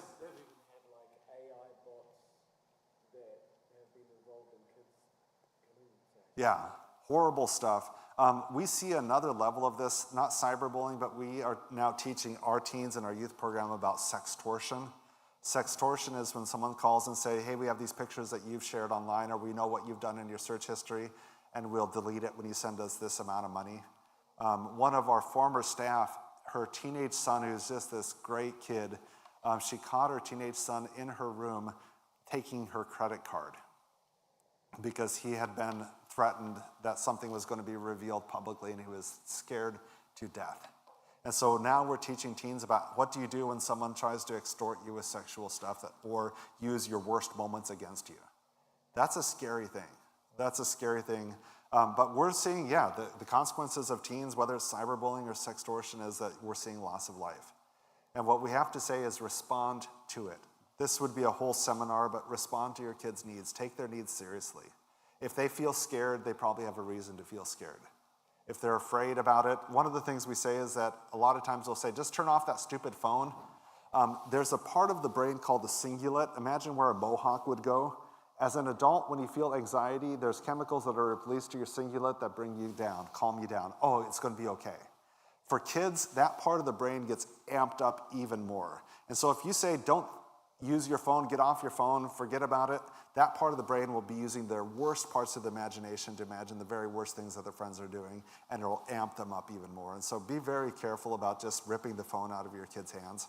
A lot of times that's going to cause, especially for kids that are very suicidal, it could put them across the edge. And so what we say is, when your kids are suffering, get closer. Be together to do stuff. Don't let them do it alone, but be together. Review their stuff, review the comments, have them explain it to you, talk it through. Get a trusted person. One of the other weirder ones that we're seeing nowadays is that this idea of bigger, faster, farther. There's a lot of, especially for boys, really, really dangerous stuff that's happening online in the interest of like thrill seeking or like doing cool feats. Imagine that I had a video in which okay, watch this, it's gonna be awesome. I come up here and I jump this far. And you guys are like, wow, that was awesome. Chuck's like really good at jumping. And you'd give me all these comments. And then I'm like, hey, everybody, watch this. And I do the exact same thing. What am I going to get the second time? No, that's not that cool, Chuck. You did that already. So if I want to get your eyeballs and attention and adoration, what do I have to do next time? Jump further, do a 360, introduce crocodiles, fire. I don't know what it is, but what we're finding is that there's a whole culture online that's almost like gladiators, is that we're getting entertainment off of people risking their life. You add teenage boys with marijuana and a GoPro, and you've got traumatic brain injuries happening all the time. And a lot of that's just because the audience just wants more. The audience wants more, and to keep that, and we're also seeing a real accountability that should happen from companies like Red Bull that are just pushing that envelope possibly too far. The temptation of assurance, I think part of this assurance is that we use social media to kind of ask the world, am I enough? Am I enough? Am I seen? Am I visible? Am I important? Is my life matter? I think it's interesting when we take a look at Christ, is that the devil tempted Christ to kind of defend his worth, to defend his value. Desire of Ages talks about it in a little bit of detail that I think is really important. But again, the temptation is prefaced with the insinuation of distrust. If thou be the Son of God, Christ was tempted to answer the if, but he refrained from the slightest acceptance of the doubt. He would not imperil his life in order to give evidence to Satan. I think what I read into this is the idea that if you have value, you will have followers. And so we prove our value day after day after day. And so what we have to tell teens is that you will not prove to the world that you have value. The more you try, the more you'll get into danger. Just like Christ, how did he show his value? Trusted in the Word of God, quoted Scripture, saw him in relationship to God. And that's what we really need to work on. Don't try to chase this world's acceptance of your value. Don't try to do that. Defend it through the Word of God. So we're going to, we're having fun. So I know another session time is different. This is real important. So we're going to do this and then take a quick break. What do we do? How do we help our kids? We are on their side. While I make mistakes as a parent, I am on your team. My goal here is to be supportive of you.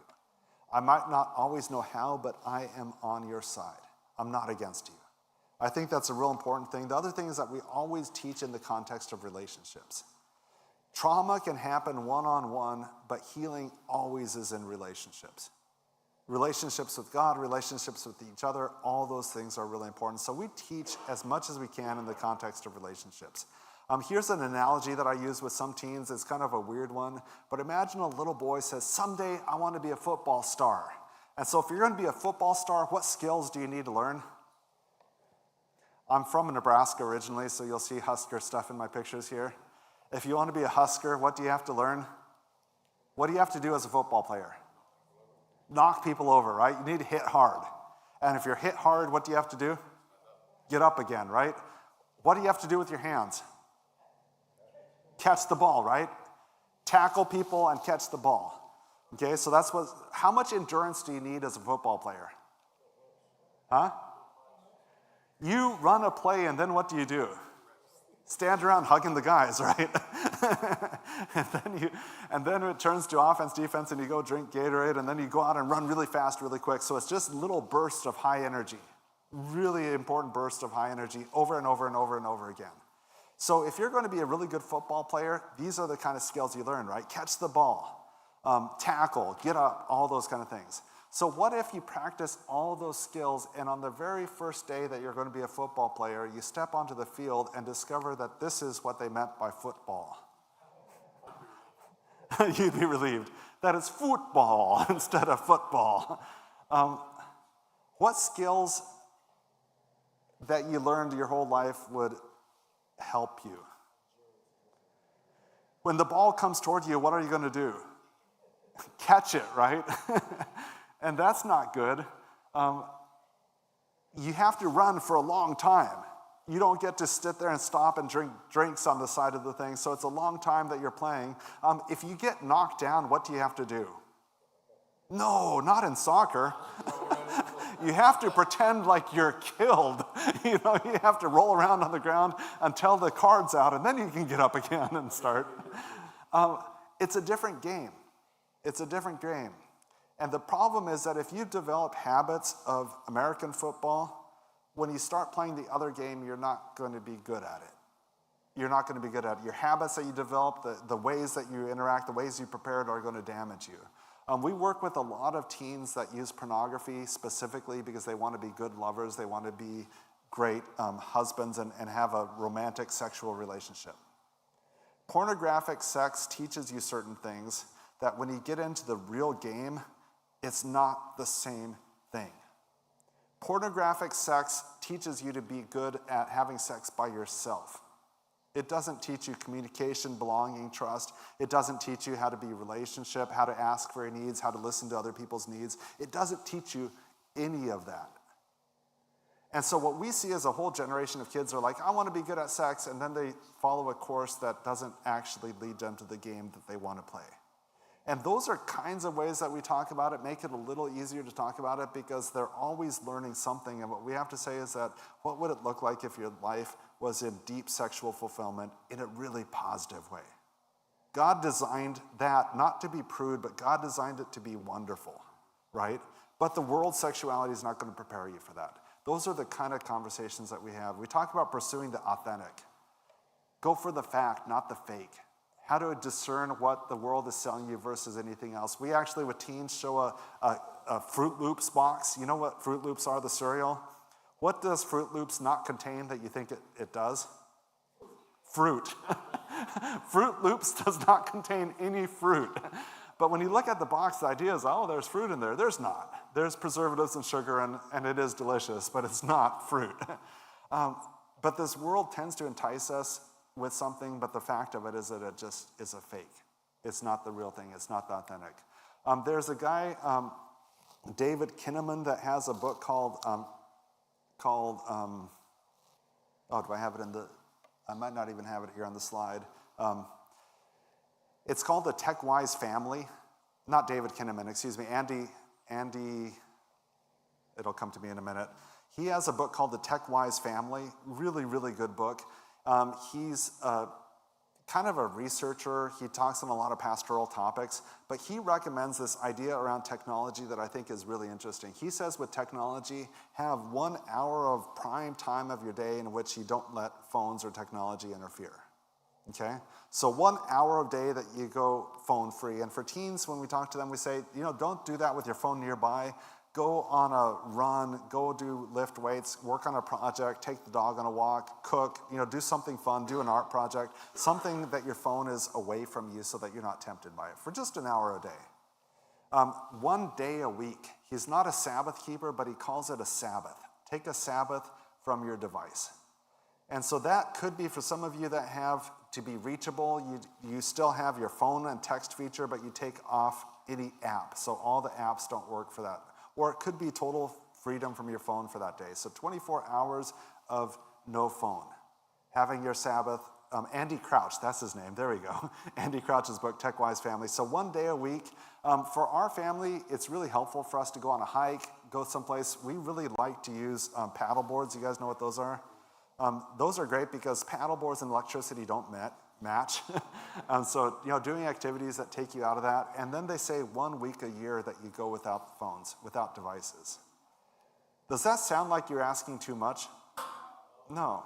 What we say is if you can't necessarily do with everything, maybe get rid of an app, delete an app. A lot of times we find with kids that if you move apps to another folder, you get aware of how many times you go to it. Do different things to get that awareness, but that's really important. 1 hour a day, 1 day a week, 1 week a year, just as a starting point. Another thing that we do with kids, especially around video games, if they're going to be playing a video game, we have them fill out this little card before they play, or this little log sheet. 1, they answer a question, how long am I going to play? I'm going to play for 45 minutes, okay? That's what they write down there. I'm going to play for an hour, I'm going to play for 30 minutes. How do you hope to feel when you're done? That's just a simple question. Do you want to feel relaxed? Do you want to feel energized? What do you hope to feel when you're done? So 2 questions, pretty easy. When they're done playing, they answer the question, how long did I actually play and how do I actually feel? Just a simple feedback tool. I'd say adults, we'd be best served by trying this thing ourselves because we only have so much time in our lives. And really the question that I ask for kids to think about is, would something else have worked better? Would something else have worked better? And then if they say, well, I maybe should have played a different game, let's try that next time. Play another game. How long are you going to play? How do you hope to feel? Did it work? And if it doesn't work, what should we keep trying to do? Find something that helps us in a positive way. And that awareness cycle, a lot of times we just don't think about it. We have limited time. Let's use our time for something that helps us become the kind of people we are.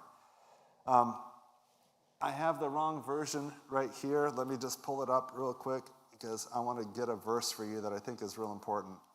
Where's my mouse? There it is.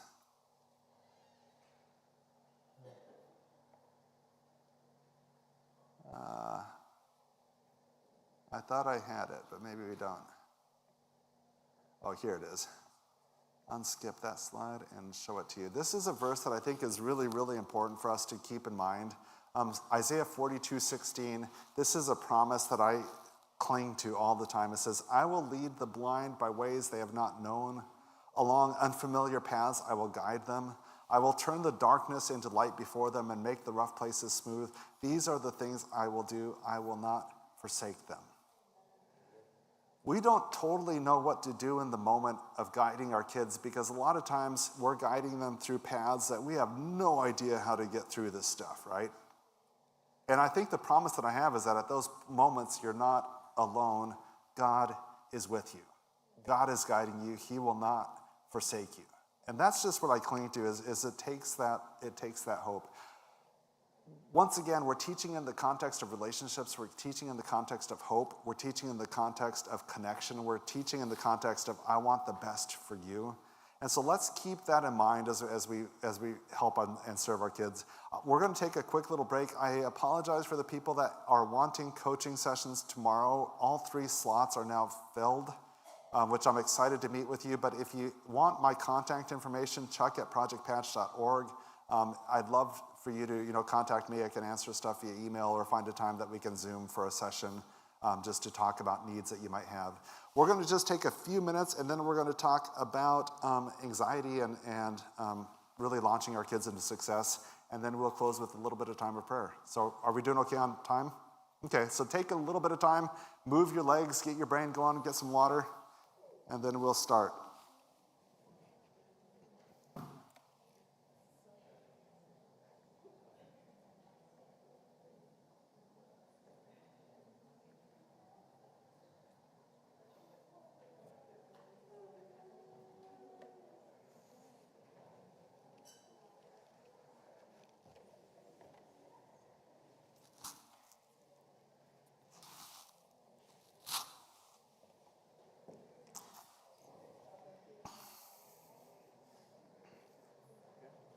It's a lot of material. Oops. Can you guys mute me up at the booth? Could you mute the mic real quick?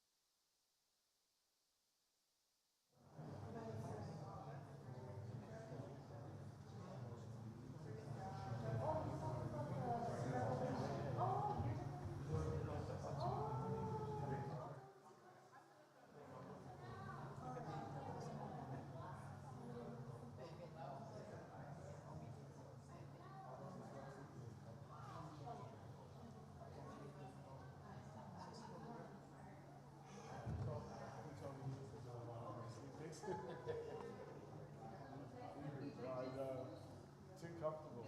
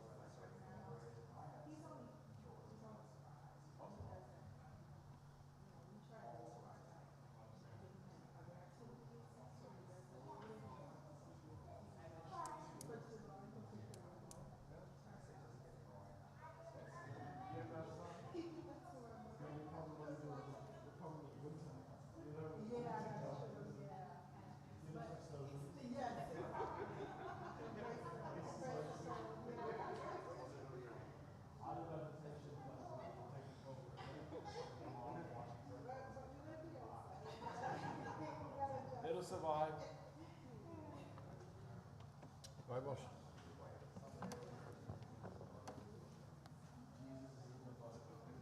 Amen.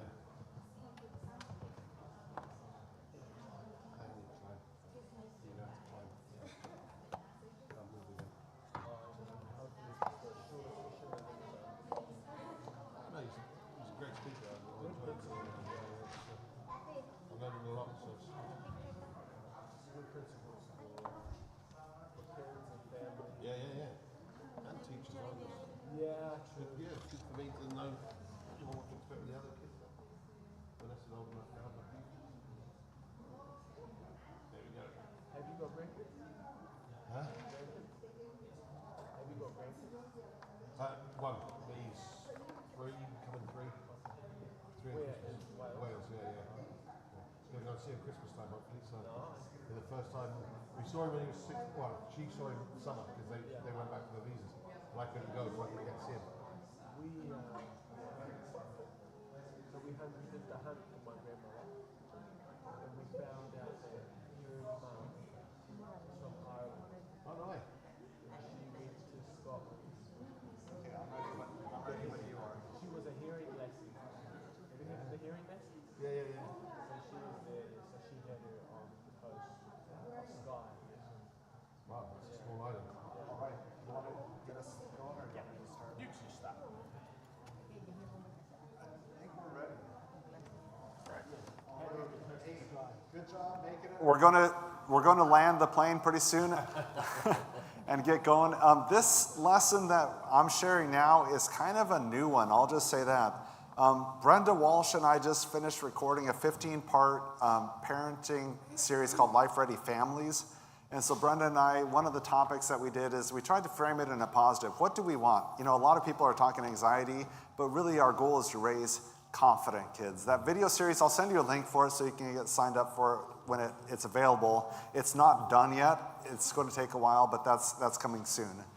One of the things that I love as a parent is when your kids do really brave stuff. Can you imagine for a lot of us as parents if we said, we need you to go up and do a piano recital or play a violin in front of people, what would you do? Run. Nope, I'm not going to do that. But it's so great when kids do something like that. You know, just practice a piece and perform a piece. There's something to be said about just watching them grow in a skill. And we love that to happen. I think about when kids are playing sports, can you imagine the pressure to go up against a line to shoot a free throw with a game on the line? When's the last time that you've had something on the line as an adult that was that intense? With all your family, all your friends watching, and you have to make that shot. Pretty intense to think about, but that's pretty awesome that they're willing to get on that line. You know, that feels like they're alive and growing. I think about some of the fun stuff like riding a bike. The ability, I remember when my kids got their first day on their bike and they just took off. Both my daughters learned on the same day. It was a fantastic, like the world opened up is what it felt like to me. You know, the possibilities opened up. I think about driving.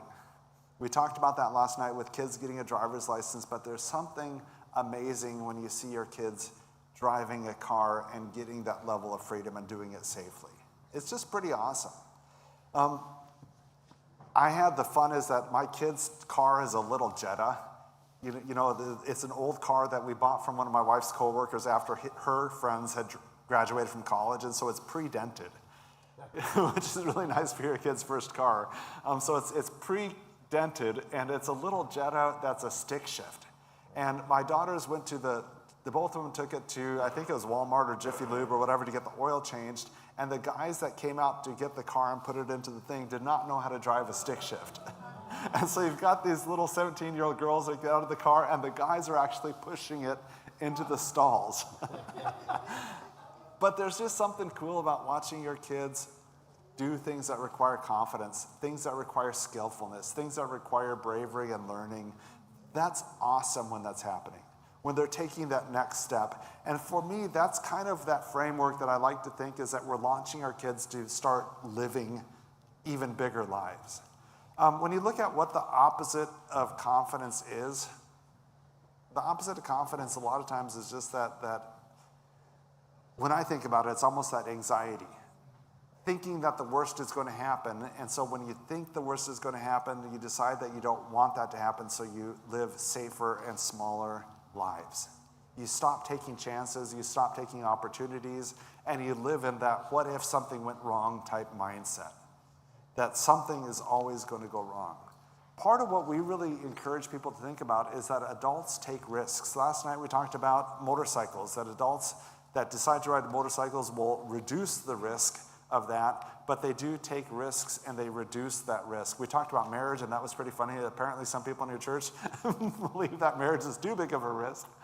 But marriage is a risk, and so you try to reduce that risk by getting to know the person's character, watching them in action. One of the things that Brenda and I teach with is in dating relationships, how do we teach our kids to be discerning of that person's character? We talk about things like, if you're on a date, you watch how they treat the wait staff. Are they respectful to people that are serving them, right? That's a really important thing, is that you want to watch that. How do they treat kids? How do they treat animals? What do they do when they're impatient? I'm trying to remember the context of it, but someone was telling me that they were on a date and their date just threw garbage under the car. When they got out of like at Walmart, they just tossed garbage. And that was the last date that he had with her because he could not be with someone that acted that way. And when he had confronted her, she's like, well, someone else will clean it up.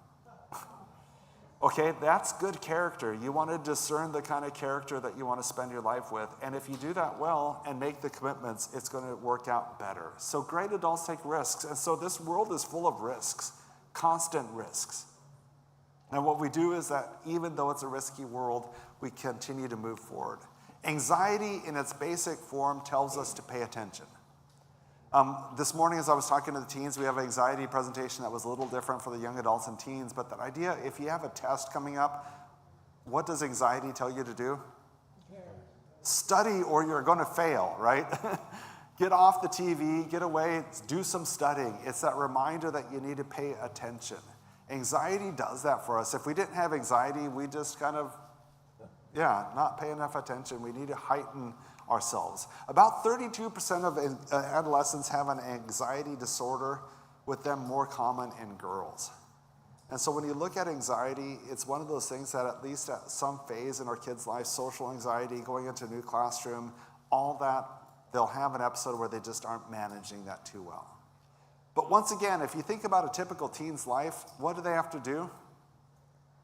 Be in school, work with other kids, be constantly being forced to learn new stuff, have your skills being measured all the time with feedback of grades, trying out for teams, all those kind of things. Can you feel that us as adults live much more protected lives than most kids do?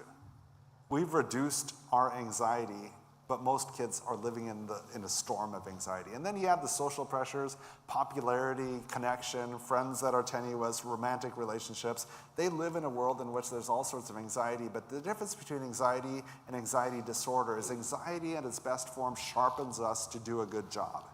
Does that make sense? Anxiety at its worst gets us stuck to the point that we are just can't move. Give up, don't even engage. And so when we look at anxiety as a whole, part of it is that we're saying, let's keep moving. Let's use it for the positive. Let's avoid the negative side of it. I've shared this with the teens already, but the idea that anxiety nowadays has become a cliche. In the sense that everyone says they've got an anxiety disorder, everyone's like this, everyone's that, and before you know it, the word's kind of been neutered, so it doesn't have as much meaning as it used to. When we talk about anxiety, we're just really talking about that well, we'll get into it a little bit more, but it's this very specific thing. We live in a world also where most people are self-diagnosing using YouTube. Have you had a bump on your skin that you've gone to YouTube to figure out what it is? YouTube tells you cancer, right? I love the fact that TikTok has way more information than Instagram about social and psychological things than they used to. The stigma is being broken in a lot of ways. But at the same time, a lot of people will watch a video in which someone shares about their struggles and they're like, that sounds just like me. And before you know it, they've diagnosed themselves with something when the reality is it's probably not like them. You know, they're making a false connection. We talk about the fact that there's a range in anxiety and depression from mild all the way to severe. And someone can describe their symptoms as anxiety and it's just their heart fluttering, where someone else's can't breathe. Both of those are the exact same word, right? And so we want to be careful how we talk about it. We talked about this idea that the thief comes to steal, kill, and destroy. What I find is that there's teens that are choosing not to drive a car because they're so anxious that something bad would happen. What have they lost out on? Independence, some freedom, some ability to go where they need to go. That's lost. You have teens that are choosing not to be in relationships, choosing not to date or whatever, and some of that's just because the fear of the anxiety of being rejected or the anxiety of whatever, and so they keep living smaller and smaller lives. There's people that are afraid of getting germs, and so they don't go into public spaces, they don't go to church, they don't hang out with people. Their life keeps getting smaller and smaller, and Satan loves to isolate human beings, disconnect human beings, have you all alone. Imagination is really awesome. I love imagination, but imagination used for its worst purposes is what if? What if something goes wrong? What if I embarrass myself? What if I mess up? What if? And we fill our brains with all sorts of really, really bad what ifs. Imagination should be like what's possible, right? That's what we want to use imagination for rather than what if. You know, signs of anxiety, lightheadedness, sweating, nausea, feeling edgy, shortness of breath, diarrhea, fatigue. I fly all the time, but my family says I'm kind of an edgy flyer. I like to be at the airport early. That's really important to me. You'll notice that tomorrow, Clifton, is I'm an airport early guy. I like everything to be organized. When the boarding starts happening, I like everything to be organized. I don't like Southwest Airlines when they have that, line up and you don't know where you're going to sit. I like to know what seat I'm going to be sitting in. That makes me just feel better.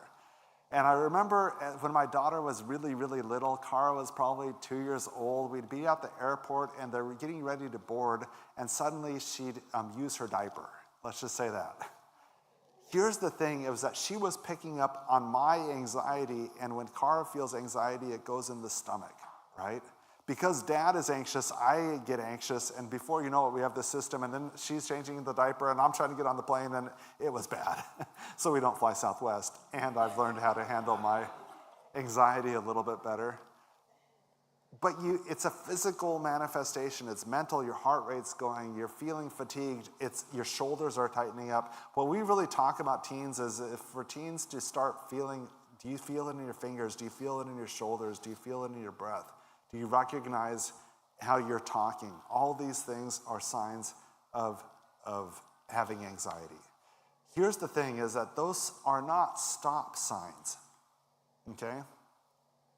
Just because you're feeling anxiety doesn't mean that you shouldn't be feeling uncomfortable. It's just giving you a sign that your body's nervous, that your brain is nervous. But it doesn't necessarily mean to stop. I talk about this quite a bit. I think it's important just to get the information out there, is that panic attacks are horrible, but they will not kill you. They will feel like they're trying to kill you, but they will not kill you. And I think that's an important designation to make, because if you've ever experienced a panic attack, you never want to go through that again. You can't breathe, your chest feels like someone's standing on it, you're shaking, you're nauseous, you're sweating, you're hearing ringing in your ears, you're feeling like you are dying in that moment. It feels out of control, it feels scary. For kids that have gone through panic attacks, it's incredibly embarrassing to go through it because you kind of lose control at that point. People are watching you, people are afraid for you. It's something you never want to repeat, okay? So here's the problem, is if you have had a panic attack and you feel a panic attack coming on, what are you going to do? Panic. And it makes sense that you'd panic because you don't want to feel that way ever again, and it's really, really scary. And for you as a friend, you're like, I don't want my friend to go through that, and so it raises the panic. And so it seems counterintuitive, but with kids that deal with panic attacks, it's just that reminder all the time. This will feel horrible, but it will not kill you. This will feel embarrassing, but you will make it through this. And then part of what we have to teach kids that go through panic attacks is instead of your fear going up when it happens, you take a step toward acceptance. And that is one of the hardest steps to imagine, because it's like, I don't want to go through that, but there's something about accepting the panic that reduces the panic. Okay, it seems counterintuitive. The more you run from the panic, the bigger the panic gets. And so part of the teen process is that you're going to survive this, it's going to be horrible, and you're not going to run from it. You're not going to run from it. And then even helping friends understand that this isn't something that I can save you from, but maybe there's some things that I can help distract you. There's maybe some tools that have been successful for you that I can help you with in that moment. Taking on a walk, singing a song, getting a glass of water, buddy breathing, some stuff like that that could be helpful. But if you're like, I better do this or my friend's going to have a panic attack, if you're in that mindset, they definitely will have a panic attack. Does that make sense? And so it's really counterintuitive, but what we have to say is it's not going to kill you. Step toward it. Realize that you'll get through it, and it might lessen the chance of it or might lessen the severity of it. We use this concept called scaffolding. I've shown you this concept quite a few times. The idea that we have in parenting and relationships is that I am being supportive with the goal that there's going to be a time that you build your own support system. You become strong in your support system, strong in relationships, strong in getting help. Maybe it's a counselor, pastoral connection, small group. All those things are what healthy adults do. There's a time that the parent provides more scaffolding, but over time the kid builds their own scaffolding. The idea that a kid in our youth program, we made the mistake for years and years and years that kids would be in our youth program because of emotional, behavioral struggles. And when they graduated, we had this idea that you're good to go now. What we recognized is that we were doing our kids a disservice, and it really wasn't true.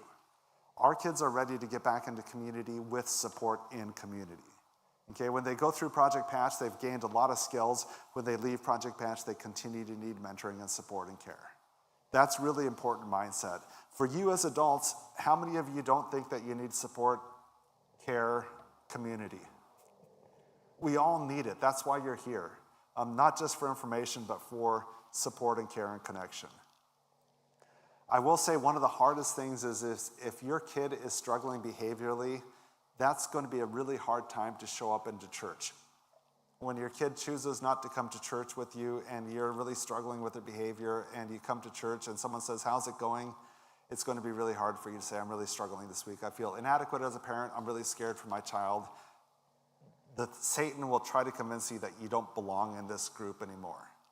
And what I have to tell you is that God will never turn you away, right? Your kids will struggle. That's not always in your control. I tell the story on a regular basis of the prodigal father. You know the story of the two boys? And one son said, my life would be better off if you were dead, okay? I want my inheritance before you die. That's pretty harsh. The other son was really there out of obligation, not because of love. He didn't stay because of love, he stayed because of obligation. That's God the Father. Do you think that God the Father would ever turn you away because your kids are rebelling? He's had kids rebel for generations, right? He's not judging you, he's caring for you in that moment. Sure, as a parent, we want to constantly chase and pursue after our kids' heart, but God is not against you. God is not judging you. If you're struggling with your kids' behavior, you're in the right place if you're in church and community, okay? But it's going to be hard to show up. It's going to be hard to show up authentically. Really, really hard. A lot of churches shame parents when their kids struggle, and what we have to say is stop it. Love on those parents. They're doing the best they can, and every parent has something to learn. How do you help your kids? If they want help with their anxiety, you have a lot of choices. There might be counseling, there might be coaching that they can do, there's some scaffolding that you can do. We teach this idea that you want to make sure that the kids get the right amount of sleep. What we look at is minimum of about 8 hours for a teen, maximum of about 12 hours. For kids that are sleeping 14, 16 hours, that's going to have some negative effects. Sleeping much less than that, it's going to be hard.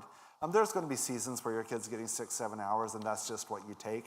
But ideally, about 8 hours is really, really healthy, and you don't want them sleeping all day long. Nutrition, the brain thinks best when it's getting healthy information into it, and so calming it down as much as possible. And then routine adds a lot of structure for kids. Having a predictable family routine just kind of lowers some anxiety. And so our family game nights, our family activities, I'll be there when you need me, those sorts of things. For kids that are resistant for therapy, one of the things that we use is Eli Leibowitz's model called the SPACE model. It's this model, this book is a really helpful resource, Breaking Free of Child Anxiety and OCD. It's a resource that parents can use just to kind of read through. It's not a scriptural book, but it just has some really practical principles for how do you help your child with anxiety and OCD. Maybe if they're too young for therapy, or maybe if they're therapy resistant, it can be really useful. So really, can you help when your child isn't willing or able to participate? And the answer is yes. Here's the problem, though, is that Levi talks about this instance in which he saw this child that was rock climbing, getting ready to rappel. So the child had the harness on, and the child had the rope attached, and was like with the back toward a cliff. So can you imagine that? And the child was scared. You have to put your trust in the rope, you have to lean against it, and then you have to start stepping down, and the child was not about to do that, right? And you're like, sounds like a smart child. But for some place, he kept hearing a voice of like, you can do it, come on, jump, go. And he couldn't figure out where the voice was until he discovered that there was a parent that was down below dangling on a rope, having the time of their life, spinning around, going back and forth, having a great time. That parent had a first time, but they also had been rappelling for a really long time, and so they trusted the rope, they trusted the process, they didn't have anxiety. And so from their vantage point, they were expecting the kid to have the same history and vantage point. Does that make sense? Because they've done it, because they've endured it so many times, to them it doesn't feel scary anymore, and so they can't understand why the child would be scared by it. And what we find is that those moments of not understanding that our kids should be scared, those are moments that cause disconnection if we're not careful. My mom is a fantastic woman, but she is Pollyanna at its best. Everything likes to be a little bit happy, right? And so she's kind of uncomfortable with strong emotions. And I remember one day when my daughter was really young, she was getting ready for a piano recital. And my daughter, she asked her, are you ready for your piano recital? And my daughter said, I don't know, I'm kind of scared about it. And my mom responded with, you're going to be fine, it's going to go good. Probably, right? It's not a bad response. She wanted to encourage my daughter, and that made total sense. But as I sat down with my daughter later that day, I'm like, it's really hard to go and play a piano that you haven't been practicing on, isn't it? The keys feel different, doesn't it?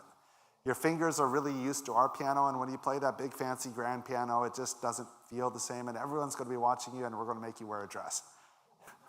And then we're going to take your music, and we're going to hide your music, and it's going to be a little bit awkward, and you have to bow or curtsy. It's going to be hard, but I think you can do it. I think you can do it. And what was interesting was that with that connection of this is hard, me acknowledging it was hard made a difference for her. I'll just say that. Instead of her having to explain why it was hard, I just had some things and we had a conversation. She went and played the piano and did great. My mom was right. She did fine. But do you notice the difference between approaching it from her vantage point versus approaching it from mine? It makes a world of difference. And so the ability to see that our kids are doing hard things, that it's a challenge, and that we get it. We get it. We understand. We might not be able to live it. It might not fit our whole connection, but we understand. And what Levi talks about is two different things: increased support and decreased accommodation. So increased support is really just creating more of a supportive environment for them. Decreasing accommodation means that we get rid of something that we've been doing to prevent pain in their life. Okay? I'll describe it a little bit more, but these two things are that he's really focused on working on. One is this idea of support is validation and confidence. When I talk to my daughter, it's going to be hard, and I think you can do it. That combination is really good. You're going to go to school. It's going to be awkward on your first day. You won't know where to sit. You won't know how to pronounce the teacher's name. You don't know where the bathrooms are. And I think you're going to be able to figure out. You're going to get it figured out. That's that combination of validation of feelings that they have and confidence that they'll be able to do it. Key thing is never lie to your kids. Okay? This isn't a false thing. It's true. If you can't say it, true, don't say it. Okay? Don't lie to your kids. But yeah, validation and confidence, those two things go together. Validation is the word and, not the word but. You're having this, and I think you can do it. I think you can do it. Accommodations are all the things that we do to prevent our child from experiencing anxiety. This is just kind of a trope of an example, but imagine your child is afraid at night because there's monsters under the bed. And so what do they want the parent to do? Check under the bed. When the parent checks under the bed, what is the parent validating?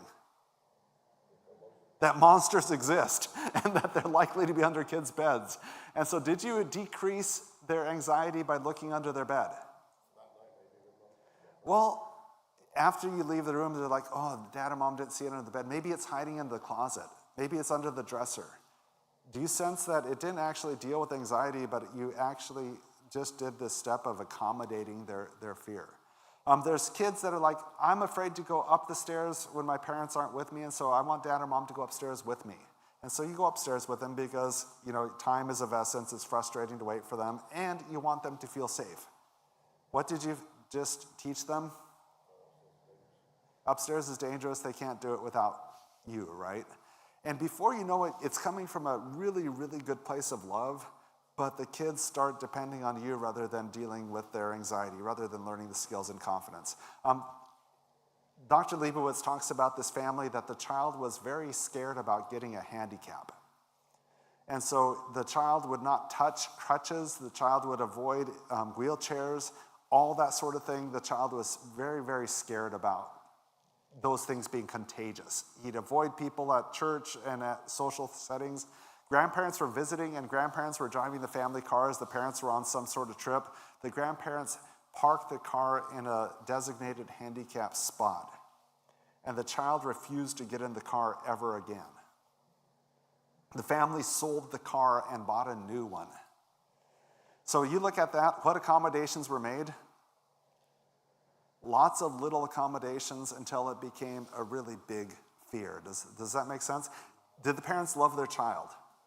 100% for sure. If we have the choice, would we like our kids to avoid pain? Yeah, it makes sense, right? But that's not how it works. As we take on their pain, as we do the accommodations, instead of decreasing anxiety, it tends to increase it. If your child is feeling scared about contacting a teacher about a grade or a missing assignment and you do it for them, what happens the next time? They need someone else to do it for them, right? For them. And I found the dumbest ways that our family did this. Our kids didn't like ordering at restaurants, ordering food. And so when the waiter came by or the waitress, I did the ordering for my kids. And what did I discover? I do it wrong. That's not what I wanted, Dad. And finally, I just lost it. I'm like, you start ordering your own food because this isn't working for me or for you. But they were nervous, and so I tried to rescue them from that, and it created them feeling nervous about talking to waitstaff. Just a sliver of a way to help them. And I'm not saying we don't help our kids with accommodations. I'm just saying be careful when you do, especially around anxious situations, because they end up kind of having the opposite effect. So when we say decrease accommodation, we don't necessarily say if you have a kid that really struggles with anxiety, maybe there's 1 or 2 accommodations that you focus on and start decreasing those. You don't get rid of all the accommodations at the same time. As a couple, you pick out 2 that are most important, and those are the ones that you start on. And what we find is that kids build momentum. As they break through things that used to scare them, other things become easier too. And that momentum's what we're shooting for. I really love this saying. I can't find who actually said it. I think I have a quote there for John Scardina, but I'm not sure it's exactly from him. It says, "Prepare the child for the road, not the road for the child." Do you sense the difference between those 2 ideas? We are preparing our children to go on a rough path. A rough path that's not fair, a path that's scary, a path that can be inconsistent. That's what we're preparing them for. If we just try to smooth the path in front of them, we discover that they don't move far. They get stuck, they get scared. And so what we say is prepare the child for the road, for disappointments, for a world that doesn't always keep their safety in mind, for a world that tries to manipulate them, take them. That's the world that we're preparing them for. Yeah, we want to be careful and not just throw them out there. And so it's not just saying, abandon your child to a dangerous world. It's saying prepare them for that road. And then let them take the baby steps. Let them take those steps. When your baby was learning how to walk, did they fall? Yeah. Was it okay? Yeah, you didn't want them carrying a knife as they did that. But the process of encouraging them to take baby steps. As many mistakes as your kids can make while they're home and that you rebound from, that's the important thing that we're looking for. Making mistakes while there's less zeros after them, while the consequences are less at home, is where you want to see them falling, getting up again, falling, getting up again, and learning how to have that. Help with anxiety, support their perception of safety. What we really work hard in our youth program is this idea called felt safety. Felt safety and actual safety can be 2 different things, and so we're looking at that level of, I know they might be physically safe, but they don't feel physically safe. How do we help them get that? There's little ways that you can do that, but help them with that perception of safety. One of the things that we use phones for in our family is that we really work hard on attachment. My kids can always go on the phone and find out where I am. My location is fully available to my kids all the time. And for my kids, like, what's Dad up to? They can tell when I'm traveling. They can know exactly where I am. For our daughter that's in college right now, we've engaged in this idea that every single day we do the proof of life. And so we use a thing called Be Real and have a family be real. And we take this image of what we're doing all at approximately the same time and share it with each other. What's the purpose of that? It just, home life is still happening. Dad and Mom are okay. We're still moving on. We see a picture of our daughter having a decent time at college studying or hanging out with friends. It brings a little bit of relief. And so that idea of support perception of safety is important. Breathing, being able to realize that a lot of times we add energy or take away energy through our ability to breathe.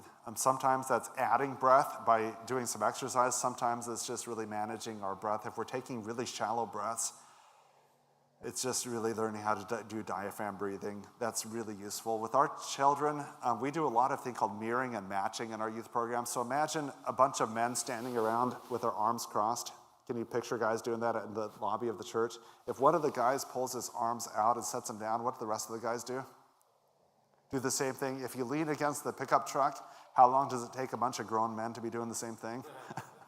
We mirror and match each other's physicality all the time. And so I remember when our daughter was really little, I learned the skill. If I'm holding her and she's really struggling with breathing, my breathing, I exaggerated, and before long, she's doing that.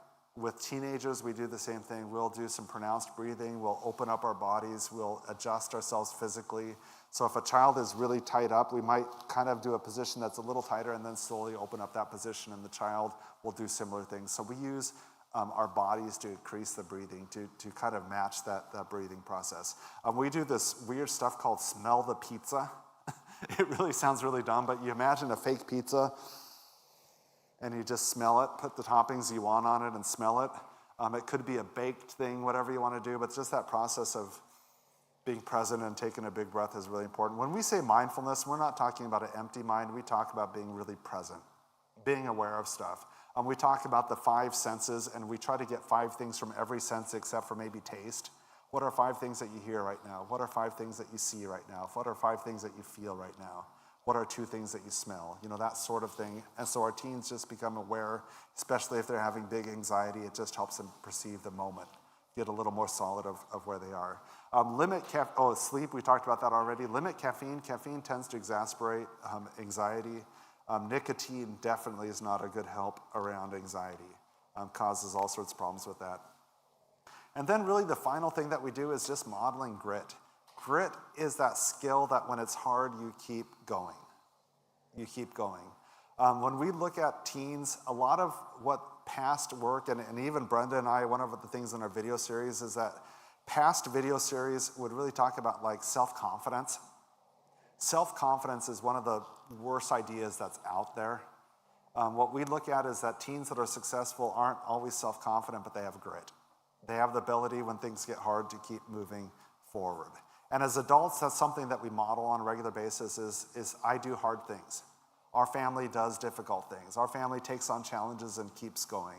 Those sorts of things are really important. Help them find a passion that they can pour themselves into, something that they can find meaning in, something that's like an art or a process or a pet or a developing or something positive that they can pour themselves into. Anticipate and embrace challenges and setbacks.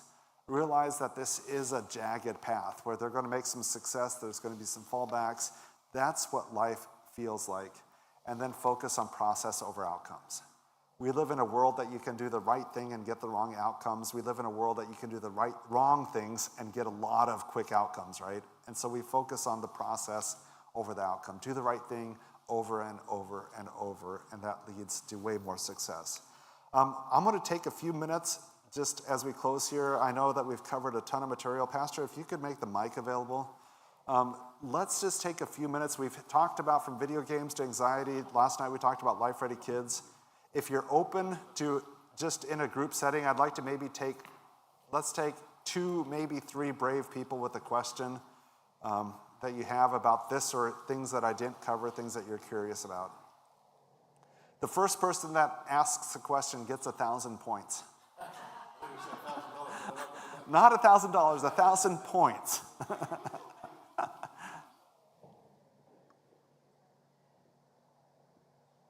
Excellent present. It's on, I think. Check, check, check. Gets it on. Hello? Yep. Okay. Thank you. Great presentation.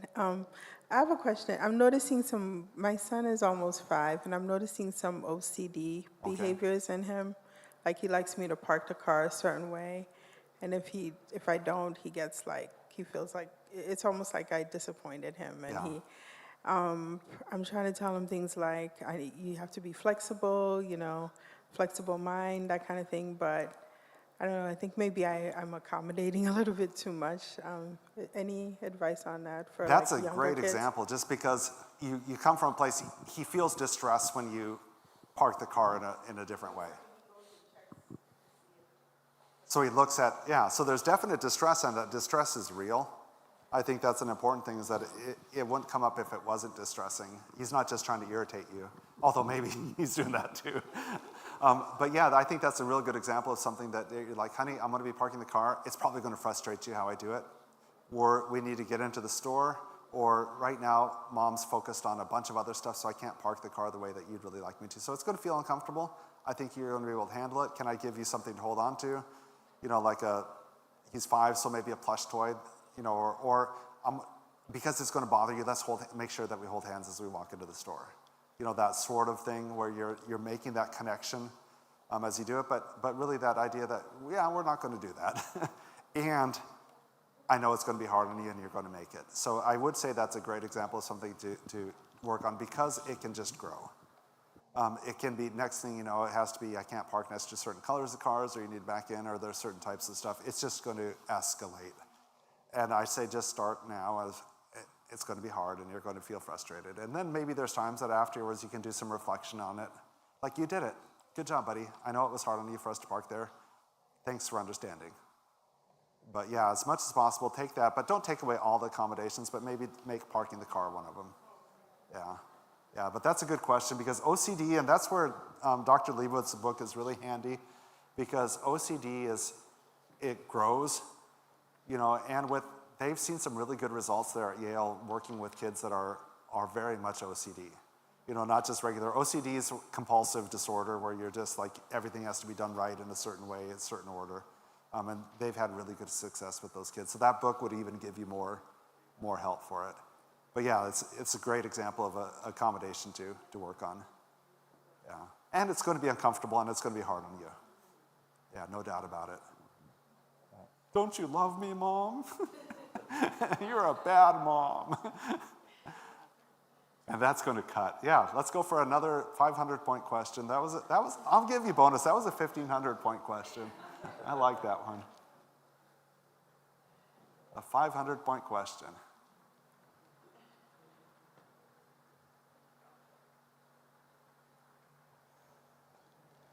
I get to keep those points then.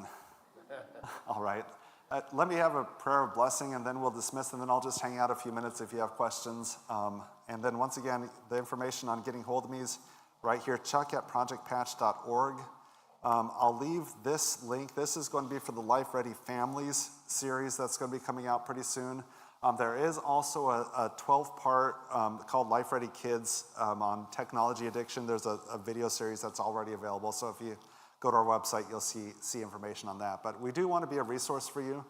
There's information at the back table for Project Patch. If you know of kids that are struggling, we work as hard as we can to get kids into our care. Sliding scales, we have donors that step up so that kids can get care. So please keep us in mind. We really want to be a service. We ask today, the ask that I have for you is, if this has been a blessing, would you please pray for us and sign up for our prayer team. There's just a QR code that you can do there, or Project Patch /pray, I think it is, or pray, I think. And you can be a part of our prayer team, and that would be a huge, huge help. But let's pray together right now, and then we'll be on our way. Father, we just thank you for this afternoon that we could spend together. I know that you care about our kids so much, that you are faithful, that you are working in ways that we can't even see. And so, Father, help us to partner with you. Give us wisdom. Father, I pray for the teens that are here, for the youth that are here, that you guide them. We know that you've got a plan for them, a plan to prosper them, and that Satan has a plan to take away from life. And so, Father, just guide them onto your path. Surround them with people that will care for them, support them, give them wisdom. Father, just as we leave this place, that we won't leave scared, but we'll leave with active steps to walk with you to bring life. Father, we just pray for miracles. We pray for relationships. And Father, we pray that shame be broken. And most of all, Father, we just pray that you come soon so that you take us from this world and that you wipe away tears and make all things new. And we just ask for that and long for that. In your name, amen. Thanks.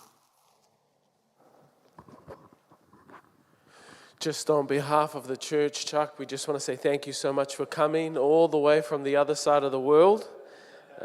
We thank you for coming across and giving us your time. May God bless your ministry, and I know we'll be in touch. Yeah, thank you so much.